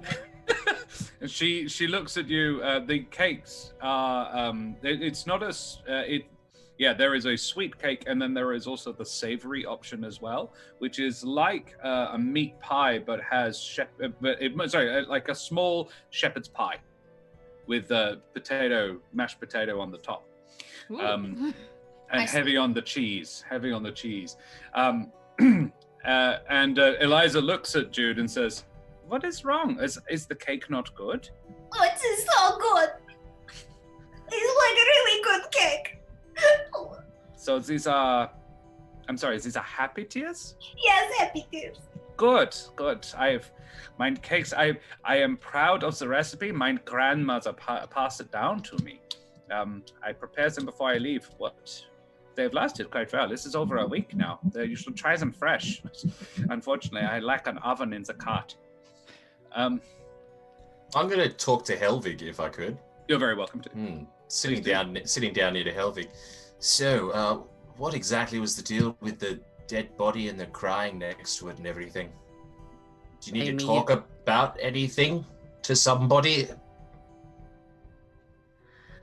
Did it look like a problem? It just looked like you had an issue with what happened. And if you need to talk, then I'm here to talk to. He's trying. Okay. It's just that I haven't had many friends before. It's difficult for me. Everybody's always been so reverent and Nevermore, blah blah blah, son of Lazarus. I'm trying to be nice. Are you okay? Yeah, I'm fine. You sound like you have good. Well done. Oh. Okay, maybe I'm not. What's wrong? What's up? Is this a thing that your dad does? Does this happen a lot? The killing? Yeah. The death? Well, yes. He's Yes, well, I mean, I still think that we need to talk before we stab. I just worry that one day we're going to stab, and then when we find out that it's somebody that we shouldn't have stabbed, I don't know. But yes, the killing happens, and it's a part of life, unfortunately, of an adventurer anyway. Am I close enough to hear this conversation? I would let this be up to Nevermore and Helvig. I'm not talking necessarily quietly, especially that outburst with like, I haven't had many friends before. So that probably would have caught your attention slightly. Oh, Yeah, okay. sure. When you said we should talk instead of stab, I'm just like, I'm sorry, and still eating. Like, Jude, I mean, I appreciate how brave you are thank you. for running in like that, but Jude is very brave. yes, you are quite brave, but I also foolish because we Oh. weren't with you and we need to be together. Yes? Yes. So, I don't know. Maybe don't do that again. Because I'd hate for you to be hurt. Idiot. Why do you keep saying that at the end? Saying I just what? whisper. I whisper. What? Why do you keep saying idiot? What am I saying? You say idiot. Oh. Like oh, this. Idiot. Like sorry, that. Sorry. Yes. You're all right, Jude. You're all right. You did good. Okay. And you, Trish, as well. Thank you. I saw you climb a tree, shoot an arrow. Sure did. Yeah. Then loot a body. It's good stuff. She looted so many bodies. Shot a guy through the neck. Yeah. Yeah, you did. And apparently completely emotionally cool with it. But our friend Helvig here is having an issue with the whole death thing. What? So- No, Well, I'm not. I'm Let's not just having talk any about issue. it like adults, you know. What do you mean? Jude stops crying and goes up to Helvig. Don't hug, Spikes. Oh no, my You can hug spikes his kind of front. start to like No, go up. I want to tell you a story, okay? Okay. Please do. Story time, please. Eliza, pay attention. Eliza is. She's like, oh, this is a thing. Okay, good. Yeah. Wipes his tears away. In my hometown, there is a mighty mouse warrior who protects us. His name is Gaspard, and he is a very brave warrior mouse. And a lot of my village mouse folk join an army to protect the innocent in the name of Gaspard. And I think that this moment is like that. It is where there is someone in danger, so you help them and you kill people brutally for for the greater good. Brutally, probably not necessary, but it's Thank you the for the kind words.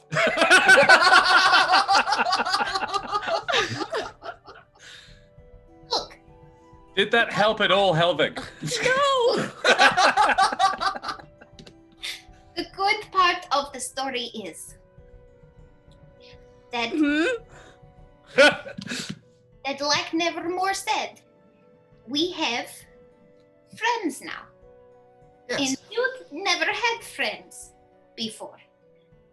So, to murder with friends, that is the dream. Um. I'm not going to disagree. Uh. You just outlined the premise of D&D. Okay. I mean, yes. Trish, how are you feeling? It's a very fake smile. I suspect Trish may have. I know we've Frozen lost. We've lost Oh, no. Trish. Rip. Well.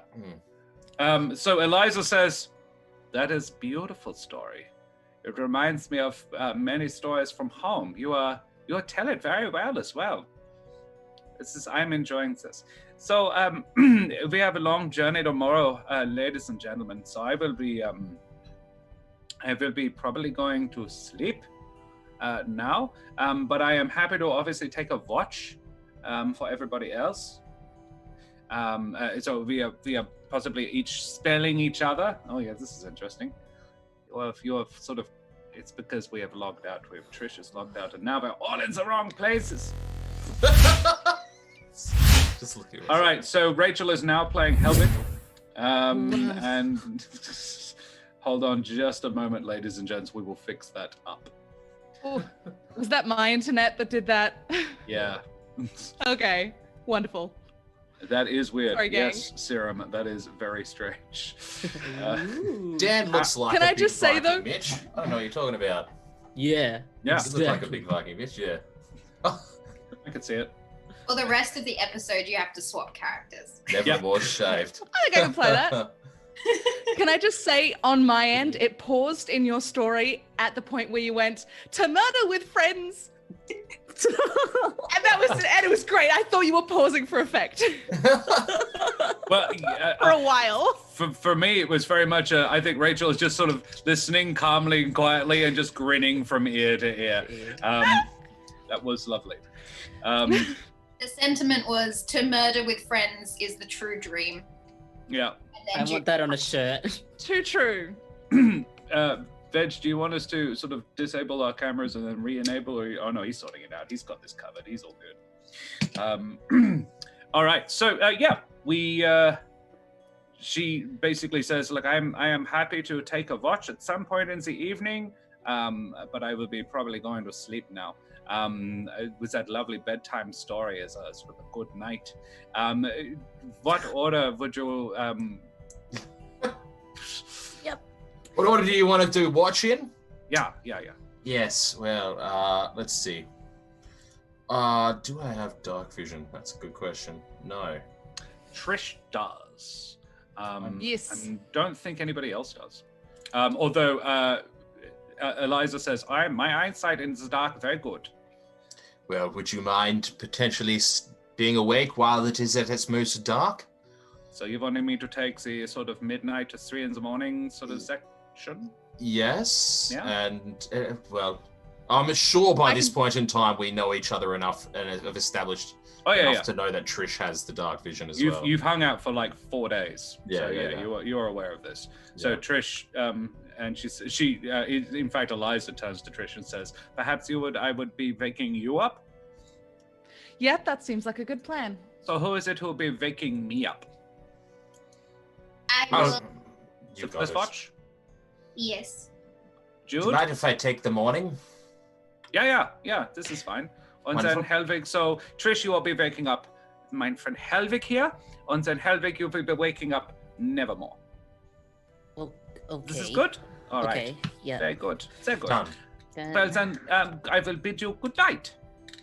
And she is out in like 20 seconds. She curls up, and there is a soft purr-like snore coming out of her almost instantaneously. It's really quite impressive. It's like she doesn't even need to spend an hour powering down and get drunk to be able to just fall asleep. I don't know. I've never heard anybody do that. So do you guys go to sleep, or do you want to have a chat while she's not awake? Or steal all her shit? I don't know. It's your game. I mean, I'm going to go through the process of mending everything, cleaning all my feathers, all that kind of stuff that I go through. But I guess, yeah.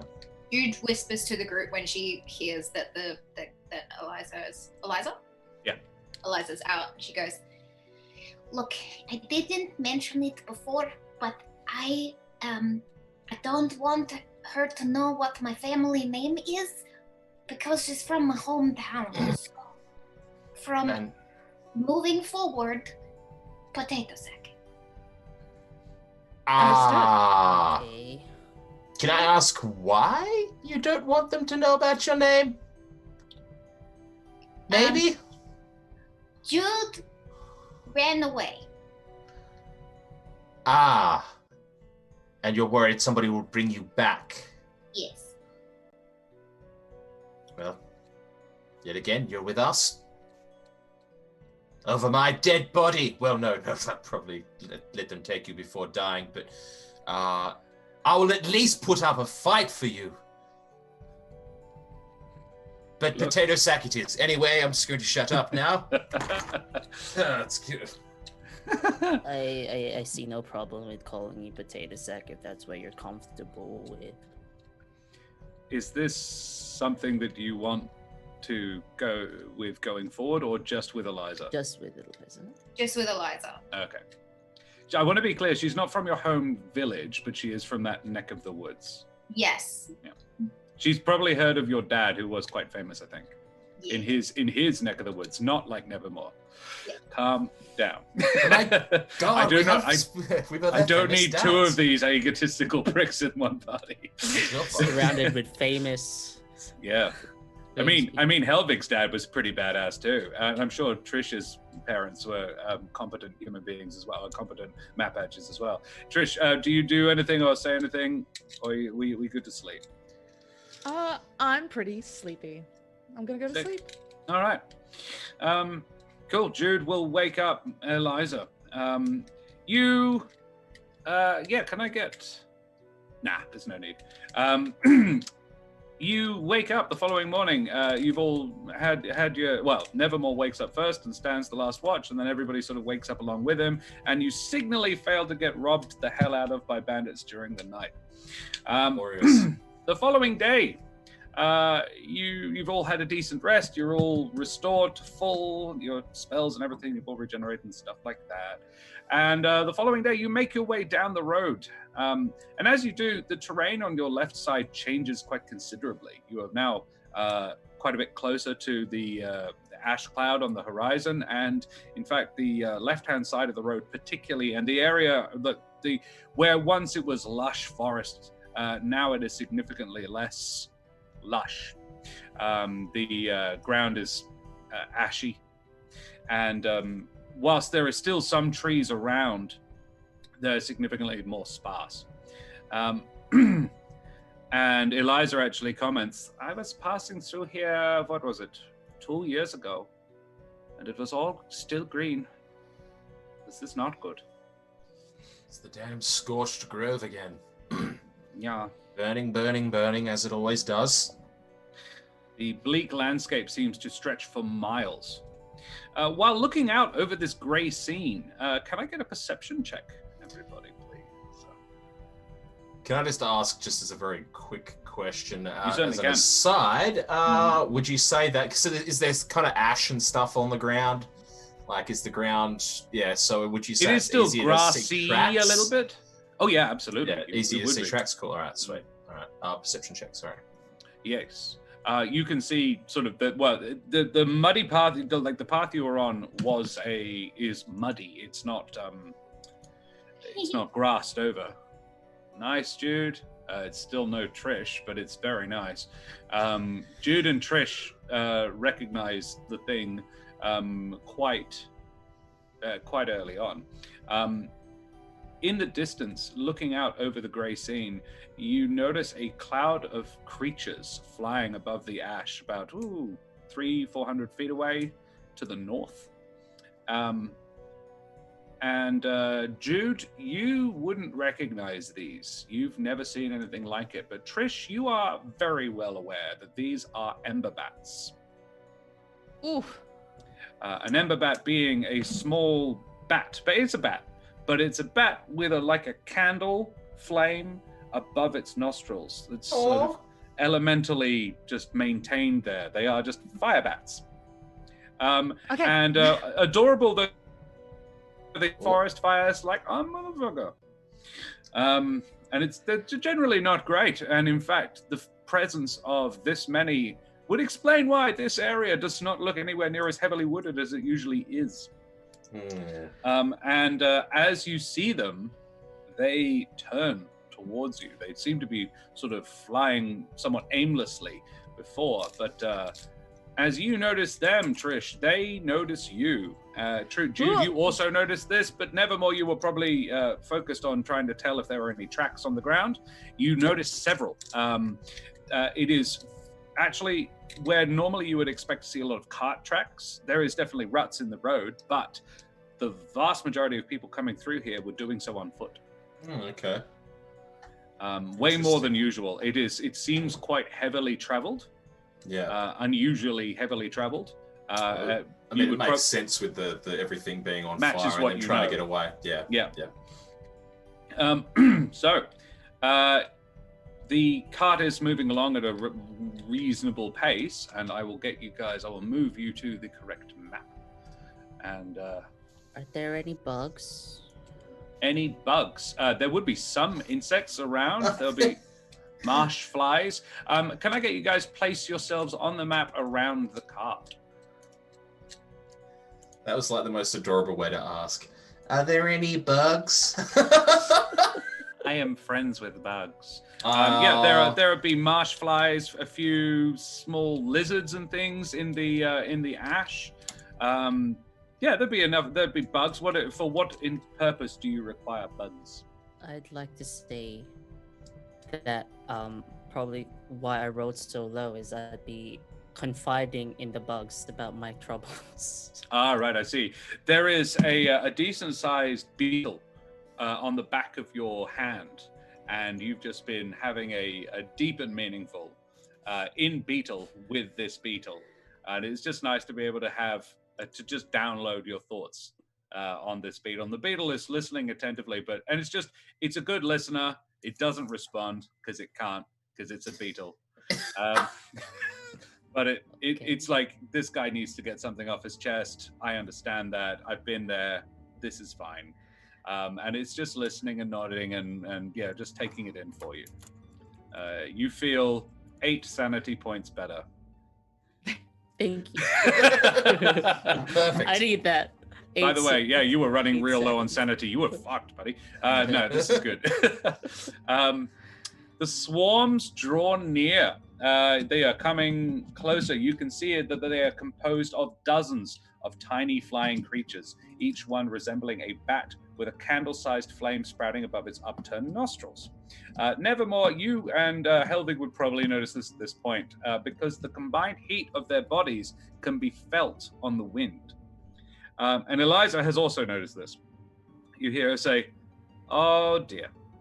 Eliza stops pulling her cart, looks at the swarm, then crouches and hides under the cart. What is it with this place now? I finally decide to emigrate and take over my aunt's shop, and the whole wood just goes to Scheiße. There is not really a lot of room under the cart for more than one other person, and it offers dubious safety at best, given that it is made of wood. You have perhaps 20, 30 seconds before the swarms arrive. What do you do? Wait, are we supposed to tie them over like a weather? Like we're trying to just... It's hard to determine exactly what she thinks she's doing.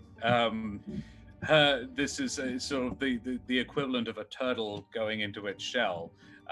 She's a trader, not a fighter. Can I make a nature check to determine what they're likely to do when they get to us? Are they just going to keep going until we're dead? Are they just going to fly through and then fly off? What do these bats usually do when they attack? Make a nature check. I will definitely. Or history if it's better. I would love a history check, thank you. Let's make a history check. Because this will be remembering stories that your father has told you. 18. Yeah, it's... Ember Bats in large numbers are drawn to non-elemental creatures in a very aggressive way. I see. And in the sense that they're just going to attack us and try to take us out. Got it. They, it's more that they are drawn to flammable materials. And having burnt all the flammable material nearby, you've just bought this delicious fresh wood cart. Do I know of anything that might be used in our defense about them with the 18? With the 18.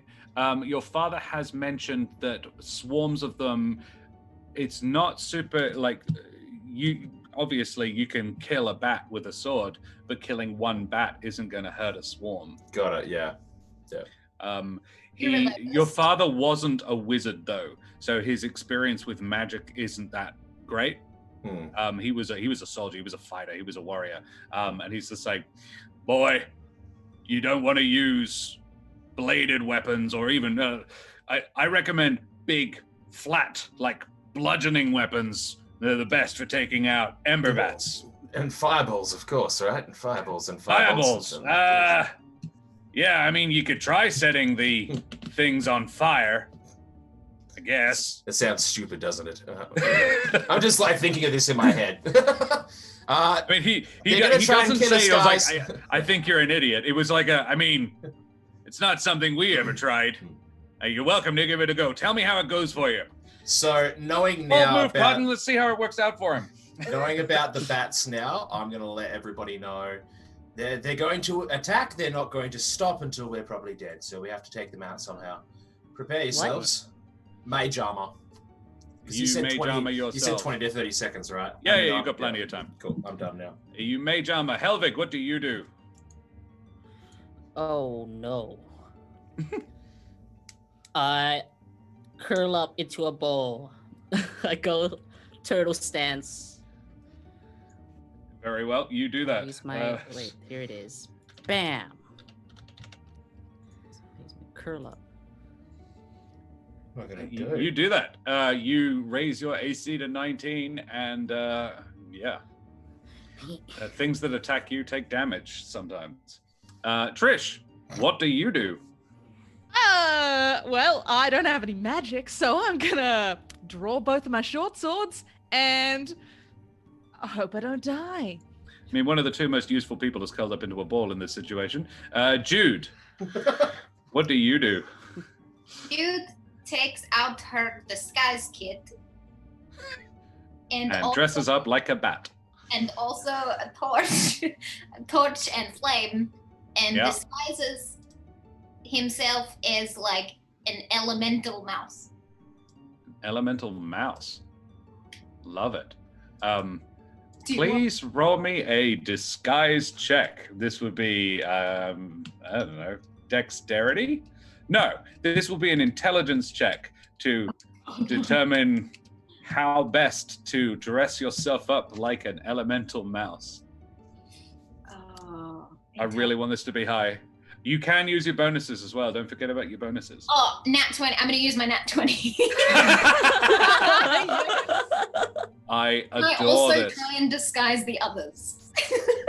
In the 20 seconds you've got, you light With my nat 4 20. candles, use melted candle wax to sort of stick it to their foreheads. You basically, all you have time for is in the 20, 30 seconds is to melt candles to everybody's heads. What the fuck are you doing? At best, confuse the bats. Yeah. Natural. Sure. I got wax in my eye. Jude, can I get you to roll a deception check? Yes. Oh no. Deception. Nevermore and Trish, you both got a D4 now. Helvig as well. I've got 2 D4s now. Nice. Yes. I need to use If those you're spicy watching boys. yourselves on the Twitch stream, you can see them all coming up. Hey Twitch, hey chat, how we going? Are you having fun? This is hectic. I am loving Jude's problem solving. A 19 deception check to convince the bats that you're one of them. Oh. Okay, so what happens is Do it. You're gonna do it. What are you doing? Hey, Well, I want to know what Jude's doing to try and like this is a skill check. flapping your arms around.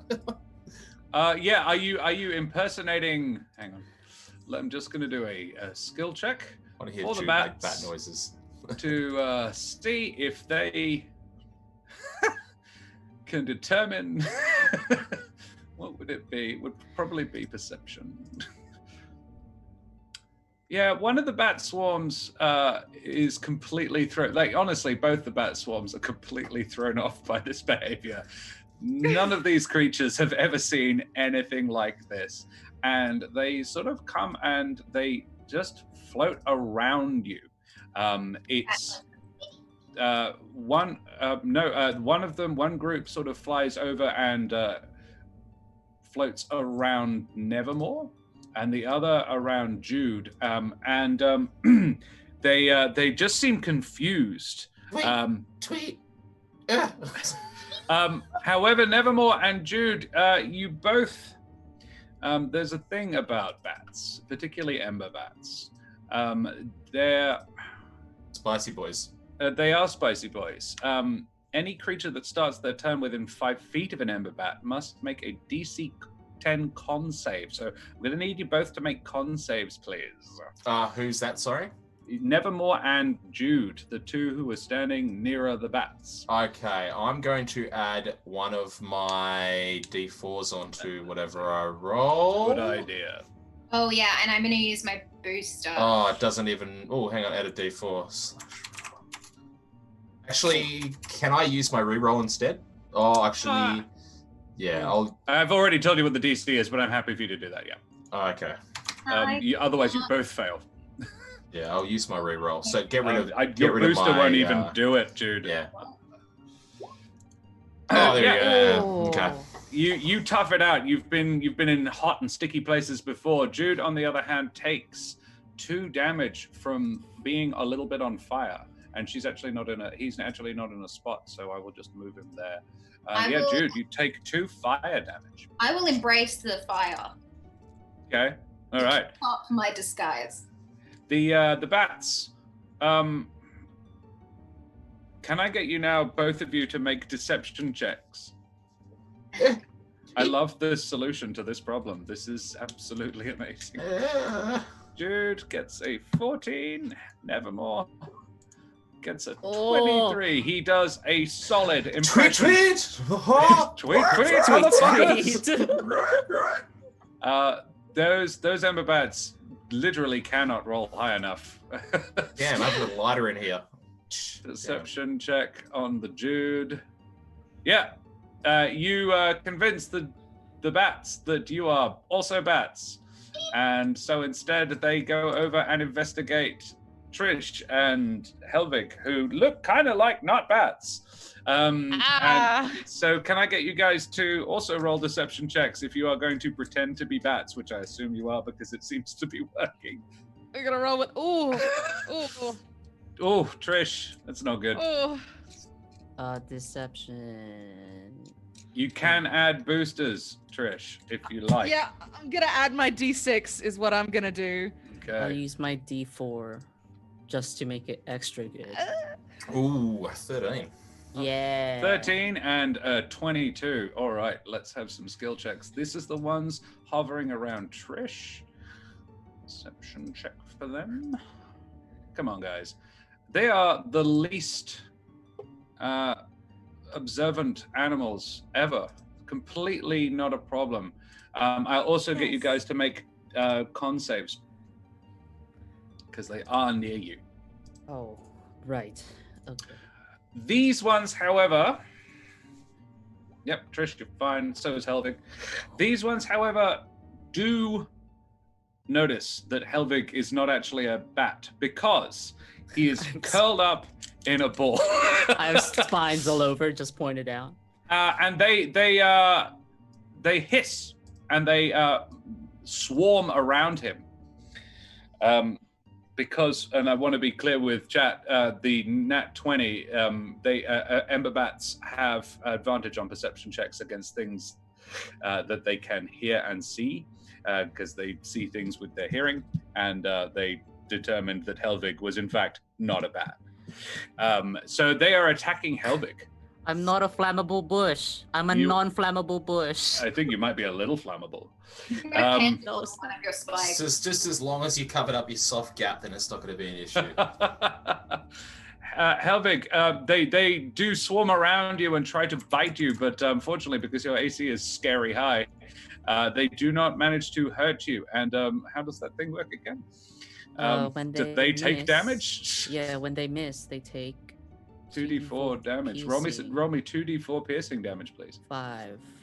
Nice. All right. Yeah. You. So a bunch of these Ember Bats get stuck to your spines, and the swarm is decreased in size quite radically as they try to nibble their way through your defenses. Honestly, they'd probably just be fine. Unfortunately, then you are welcome to roll initiative now, I think is probably wise. The rest of you don't need to involve yourselves, but Trish, you will be set on fire anyway because you are in the range of it all. Guess I'm involved then. And they are going to bite. Don't worry, they're completely ineffectual. Oh, 21. That actually hits Helvig for 6 damage. Oh, excuse The me. second group of bats. I'm going to pop them 6. there. Yeah. Oh. So I think roll initiative at this point. All of us? Yes, please. No, 4. Rip. 16. All right. I shall remove Oh, Barry the Bandit, and Chris the Bandit, and Frey Meriden. Oof, Trish, nice.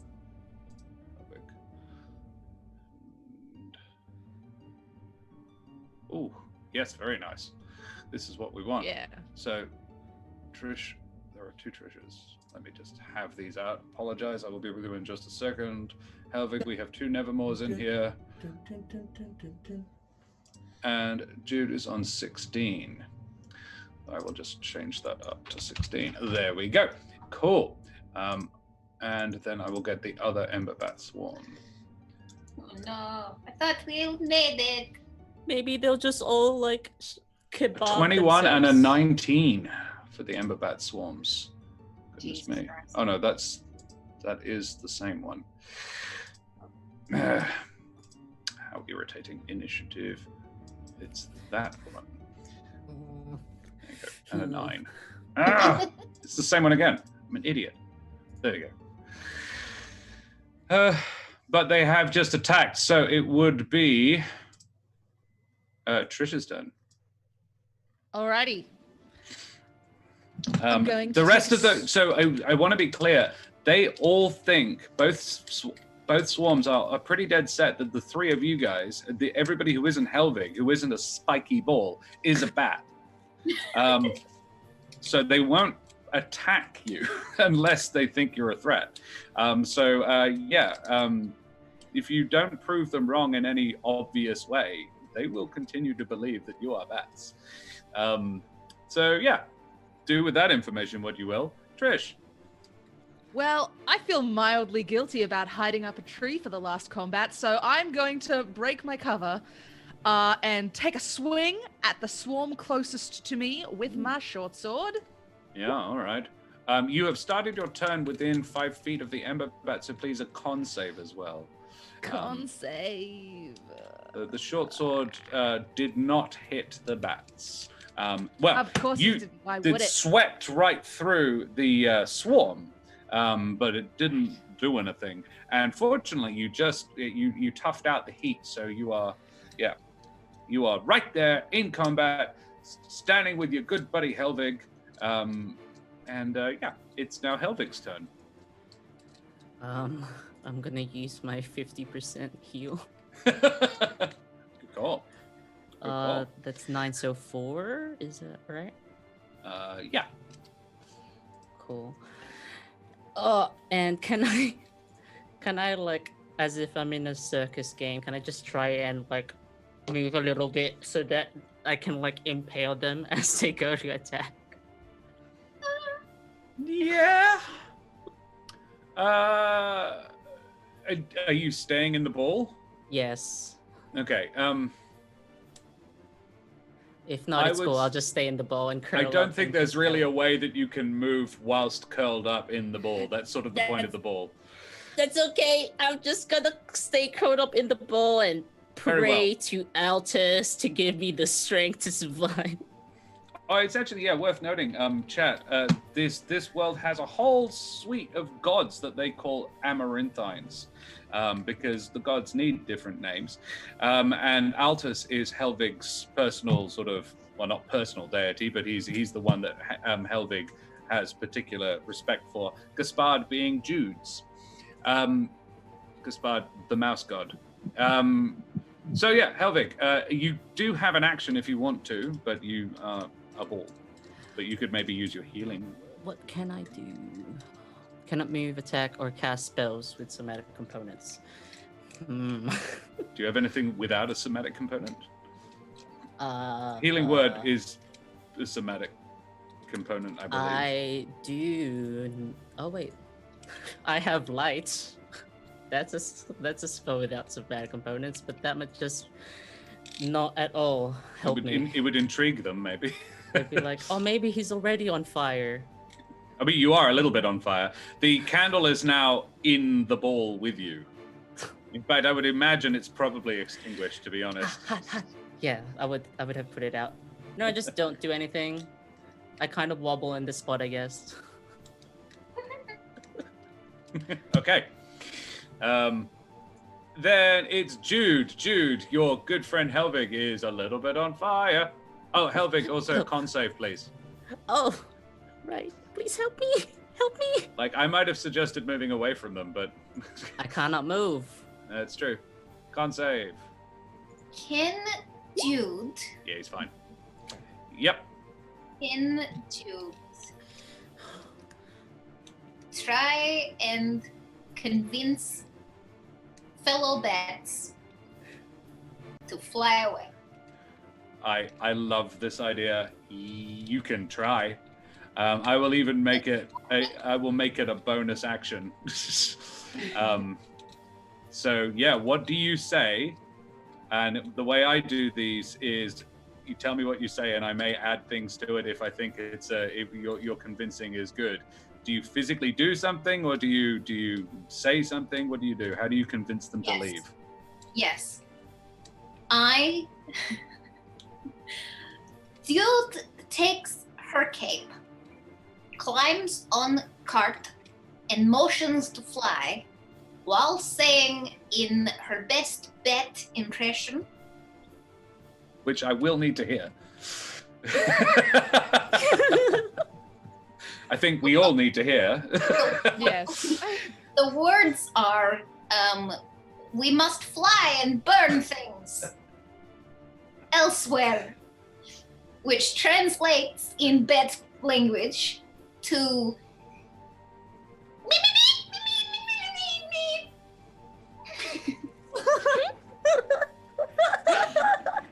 Dude, I'm going to give you a +1 to this check. So this is an opposed check.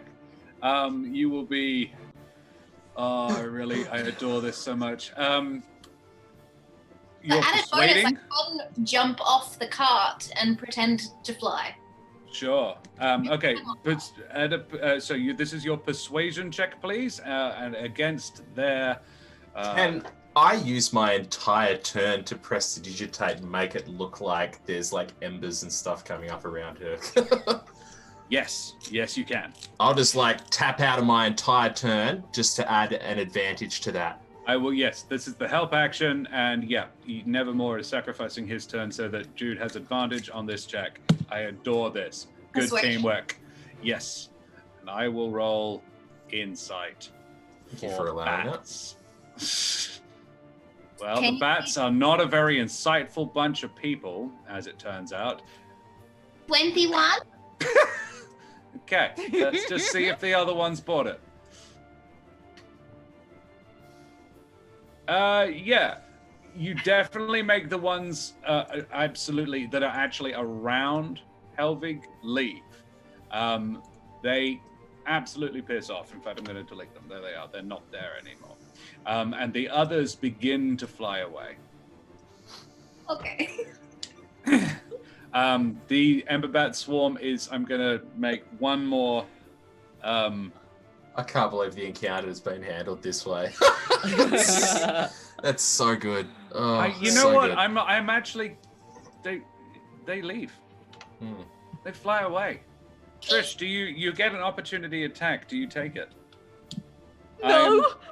I'm so proud of you for that. Amazing. And That's you see- fucking teamwork. and Eliza's head sticks out from under the cart and says, "Oh, you know what? I have encountered that species of thing no fewer than 6 times, and it had never occurred to me to stick a candle to my forehead and pretend to be a bat. Genius. It works every time. Every time." Mhm. This- I'm gonna walk over to Jude right now, and I'm gonna gently blow out the candle on Jude's head and say, "Can I hug you?" Because that was the best thing I've ever seen. Brave little mouse. Jude's second hug. Okay. Bring it in. He hugs you back. Oh, I'm feeling this in all of my soft gaps. Ew. You did incredibly well, and I'm impressed, and I'm proud, and I'm surprised, startled. I think we all are that. But how did you think of that? To put a candle on your head? It's brilliant. Genius. I had like a moment in my head when I was like, I'm going to stab bats. But then I remembered you say that we should talk. And I thought, what is the best way to talk to a candle bat? I'm gonna drop down on my knees just in front of Jude, and I'm just going to put my hands just very gently on the back of the shoulder and just a little pat, and then I'll hop back up again. You did good. You did. I uncurl a little bit and go, is it over? I mean, in fairness, he did do the most damage to the bats. Yet again, Everything I touch dies. Helvig is session MVP right here. Killer, stone cold killer. Murderer. There is still, it's worth noting, about a dozen bats stuck to your quills.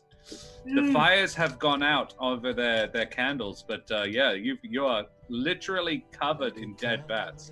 I don't notice. I'm No. clean, right? As I turn around. Yes. Eliza says, yes. Oh, look over there. And then you feel a gentle tugging a couple of times and says, yeah, nothing on your back at all. Oh, okay.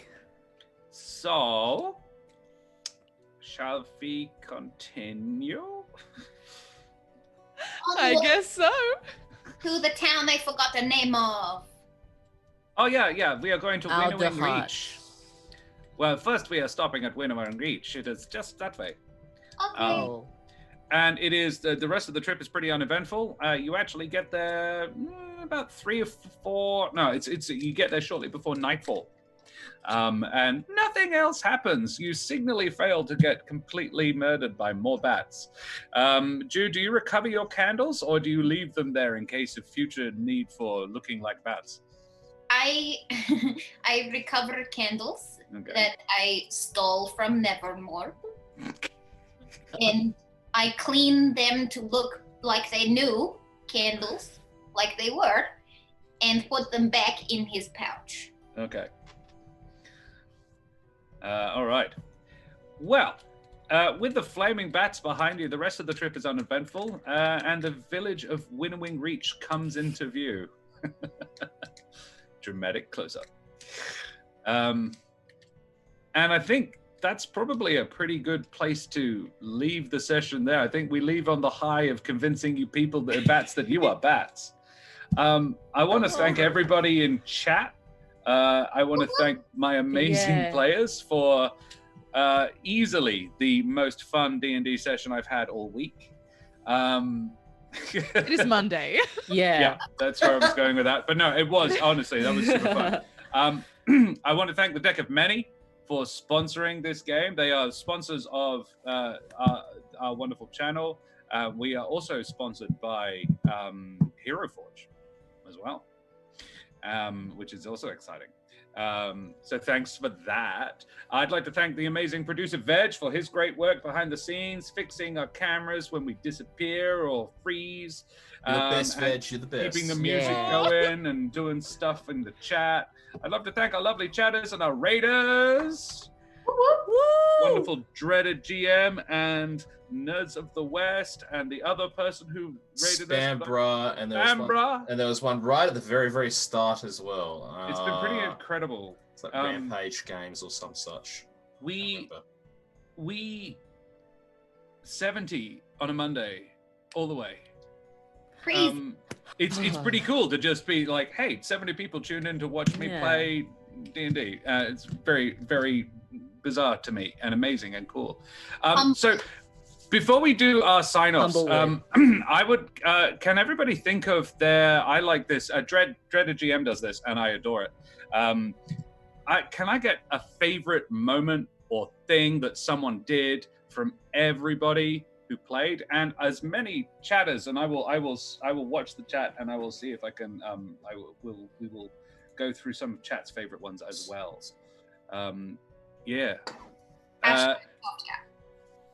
Obviously, I don't even know if that counts because that's everybody's favorite. Like the hashtag soft gap needs to be a thing. It was great. I love that Mitch got on board with that and just was like, yes, that we are keeping that. That is a thing. I'm not gonna pass up a soft gap. No, you shouldn't. No one should. All right. So yeah, we'll go around. We'll do our sign-offs and tell everybody where we're from and what we do, and thank them all for coming. So let's start at the other end. Let's start with Jude. Hi. I am AJ Winters. You can find me on Instagram, where I keep people updated with all my creative stuff that I am doing.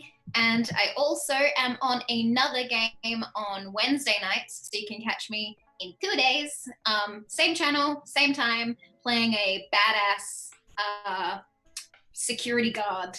So very unlike Jude, but also, But lovable in a similar way. Lovable in a much more hardcore way. Hardcore badassery way. And you want me to say my favorite part? Yes, please do. Oh, it's so difficult. They're all so good. Can I just tell you something fun, AJ? Serum76 has bought a limited run shirt of Jude. What? What? That's pretty cool. That's awesome. Jealous now as well. Yeah. That is amazing. Yeah. That's Why? my favorite part. Why not? Right? Exactly. That's your favorite part? Yeah. No, do you know what my favorite part has been? The chat. Please. The chat, like encouraging us and talking with us the entire freaking time and giving me helpful suggestions. That was great. Yeah. Yeah. The chat is my favorite thing about this way of playing D&D, because there is an interactive element to it. I really adore that. It can be very affirming. Next, we go to Helvig. Hello. Who are you? What do you do? And what was your favorite thing?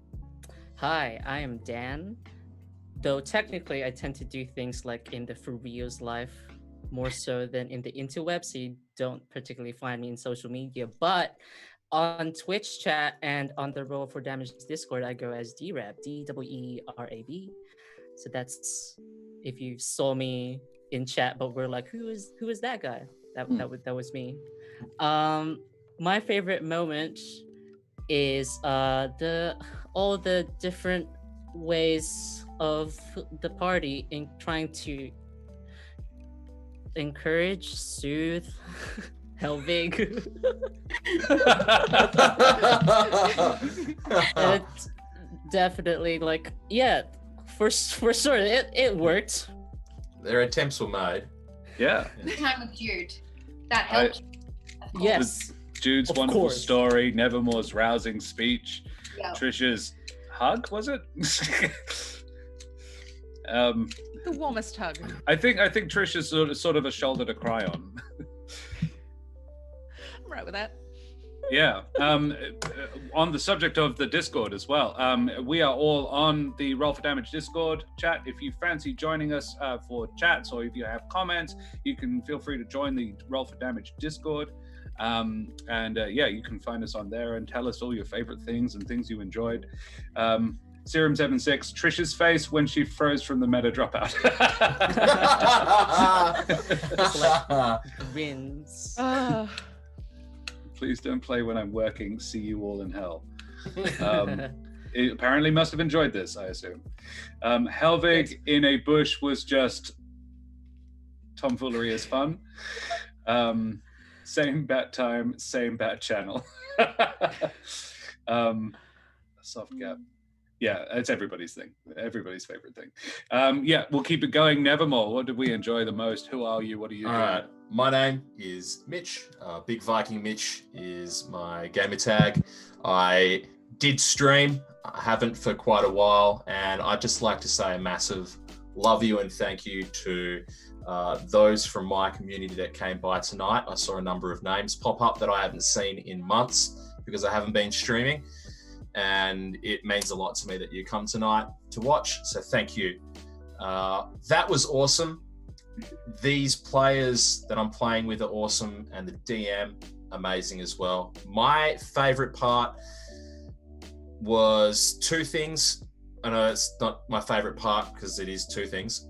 First of all, massive shout out to you, Josh, for just rolling with the fact that, I mean, my request to do something that obviously was out of turn order.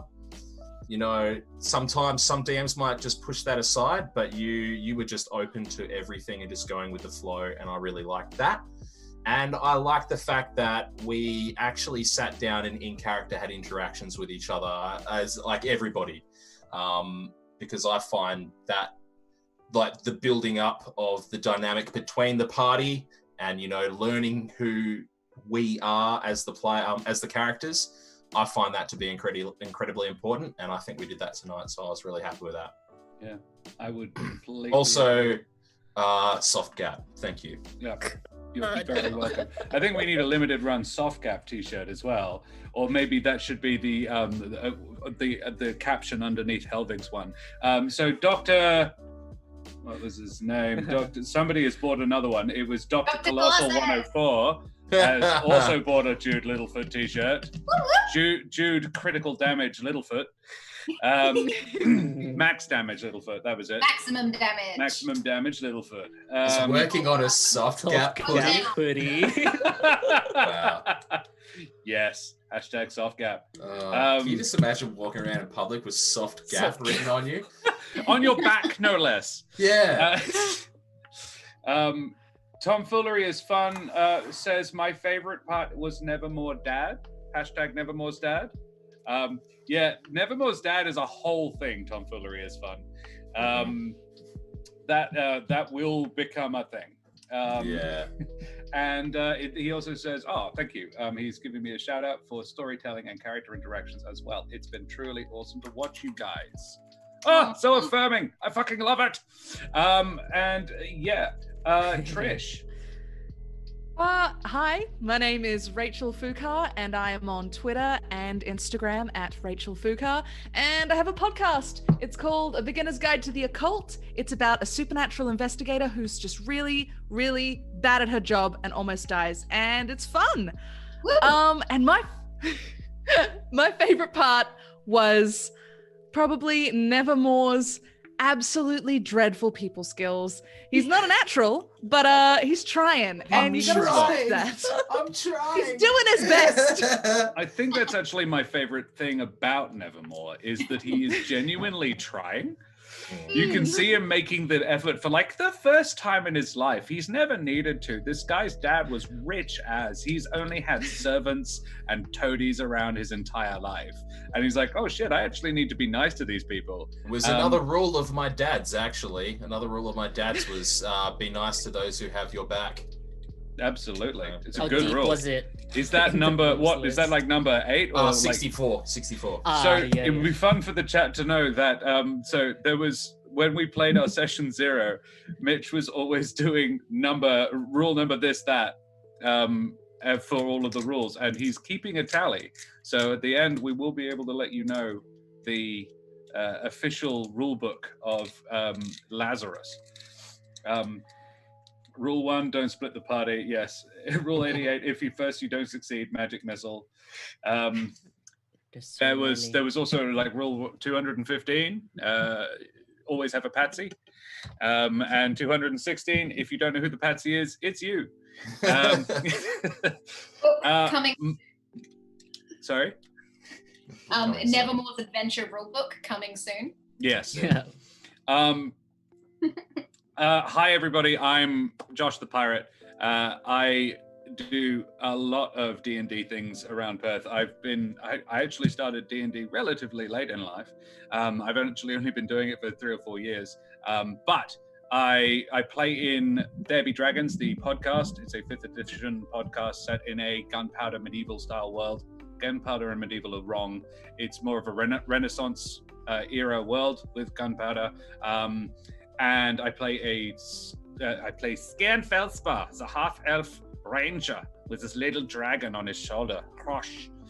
And then I am in the Eberron game that Veg, our producer, is running on Friday night at the Game On Australia Twitch stream. They are hosting us, which is very exciting. And we've just had a sponsor for that, so I'm getting free dice, which I can't use in the game because it's digital. And of course, I was Valistay. I was Uncle Val in the last Heart of the Plains campaign. So yeah, I do an awful lot of D&D at the moment. It's super sick. Yeah, Tribe for life, absolutely. And my favorite bits this evening, and because I'm the DM, I get to change the rules, and I'm going to do one for everybody because I think everybody did an amazing job. My favorite Nevermore moment was, his gradual realization that he does need to be nice to these people, and his complete, it's loads of backhanded compliments. And I think Mitch, you do such a good job of playing somebody that you can't help but like. He is charmingly likable in his bumbling attempts to be nice. And yeah, he succeeds despite himself. It's wonderful. I adore Helvig's complete he's taken a lot of crap this time as well. Like this session, he took a lot of hits, but his solution is a very hedgehog thing. I think you've got a really strong character that the storytelling is being shown through your characterization is being shown through your actions. You are very showing, not telling, and it's a really strong characterization that you're doing there, Dan. Trish is lovely. I really enjoyed Trish with the mashed potato thing is really fun, but I really enjoyed the whole thing with Mary at the beginning. I think my favorite moment generally was the whole thing with Mary at the beginning when there's sort of the implication that she might turn blue and explode at any moment, and how you all as a group sort of like, oh, no, wait, no, it's totally fine. Please take her away from us. I'm really loving how Trish is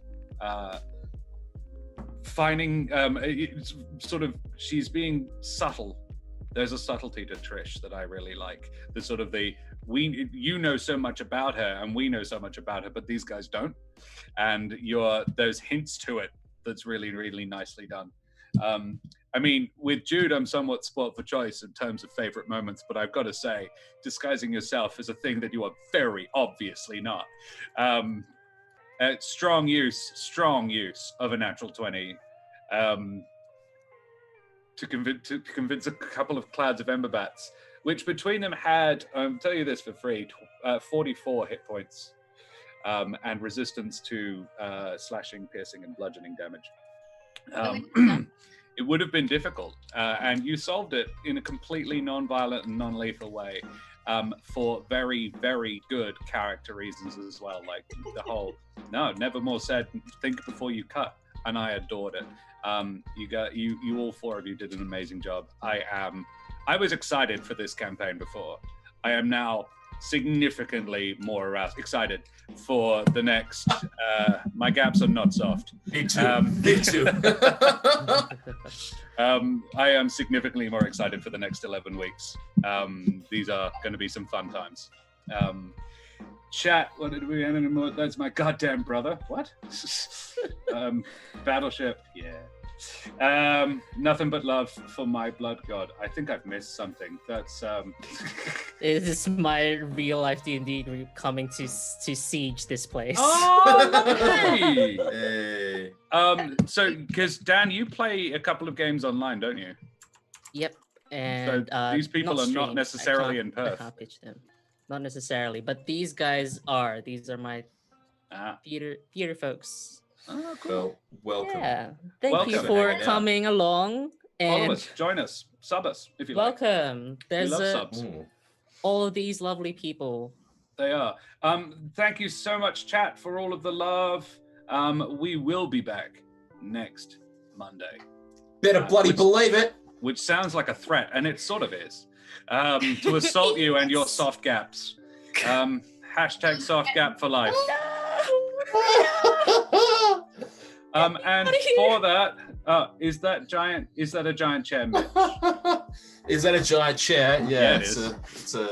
It's a big Viking chair. It's like a massive throne. Yeah. Oh, it's so good. Oh, it is glorious. When life gives you lemons, blood for the blood god, tomfoolery. So I will turn this over to our lovely producer, Veg. Thanks to the Deck of Many. Thanks to my players. Thanks to the Wizards of the Coast for just writing an amazing game that brings so many people together and tells so many amazing stories. Thanks to chat. You guys are wonderful. Come back next week. Thank you for all the dice. This is making things significantly harder because I have to make combat significantly harder. Thanks for that. Why? We will hand this over now to Veg, and he will take this on raid. 69 viewers. Yeah. Hi. Yeah. Yes, that is where we go. Okay. Let's take Make sure. 69 people and raid someone. Make sure when we raid, hashtag soft gap. Hashtag soft gap. Tell them where we came from. That's- Hashtag soft gap. Boom. That'll confuse the fuck out of them. Oh, absolutely. And we're gonna go take a big old. I'm gonna use this term because I can't get it out of my head now. A love dump. Gap? No, a love dump because we're going to love dump a raid on someone. Yeah. Right. All right. Right. Yeah, it's not as bad as it looks. I can see your faces. All right. It sort of is. It's sort of horrible. I know. I'm a terrible person. Soft gap raid. My favorite part of tonight, honestly, I fucking loved Trish straight up going raccoon and just looting bodies. No regard for anything whatsoever. I loot the fucking bodies. Like Crit success as well. Yeah, Spend that gold, it's just going to waste. I fucking loved it. But yeah, I was sitting here laughing my ass off the whole way fucking through it, guys. You're all fucking so amazing. The characters are adorable. Josh, you did such a fucking great job, man. You've stepped into the DM role so well. It has been amazing.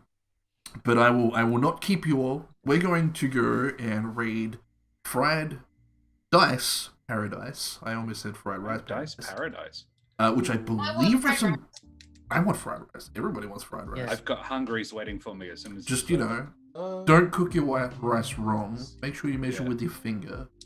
If you don't know what I'm talking about, go. Idea. Yeah, don't worry. AJ Don't and worry. I are confused. It's the stupidest Let's video. Let's just get in there and raid. give them some soft Let's gap. do it. Yeah. We can do it. This Right. is my Helvig murder today. We're gonna go raid This is them. the truth. I believe they are either. I'm not even gonna try and guess. I'm stupid. We're gonna go raid them. Hashtag soft gap. Raid emotes. throw up your mugs. Yes. Let's do it, and we'll catch you guys Wednesday for Cerberus Ascending. Yeah, we will. Woo! Come And join. Friday, It's an awesome game. AJ. Friday we got the interview with Josh here and Dead Aussie Gamer over on Game On Australia for the Eberron game as well. So join us there Friday night. Dead Aussie Gamer is the DM of Cerberus. Cerberus Ascending. It's a love mesh that we do here. Yeah. Love Mish. Love Baby, mesh. love Mish. All right, let's do this. Say bye, Some guys. juice people. Soft gap. Bye. Bye. Soft gap forever.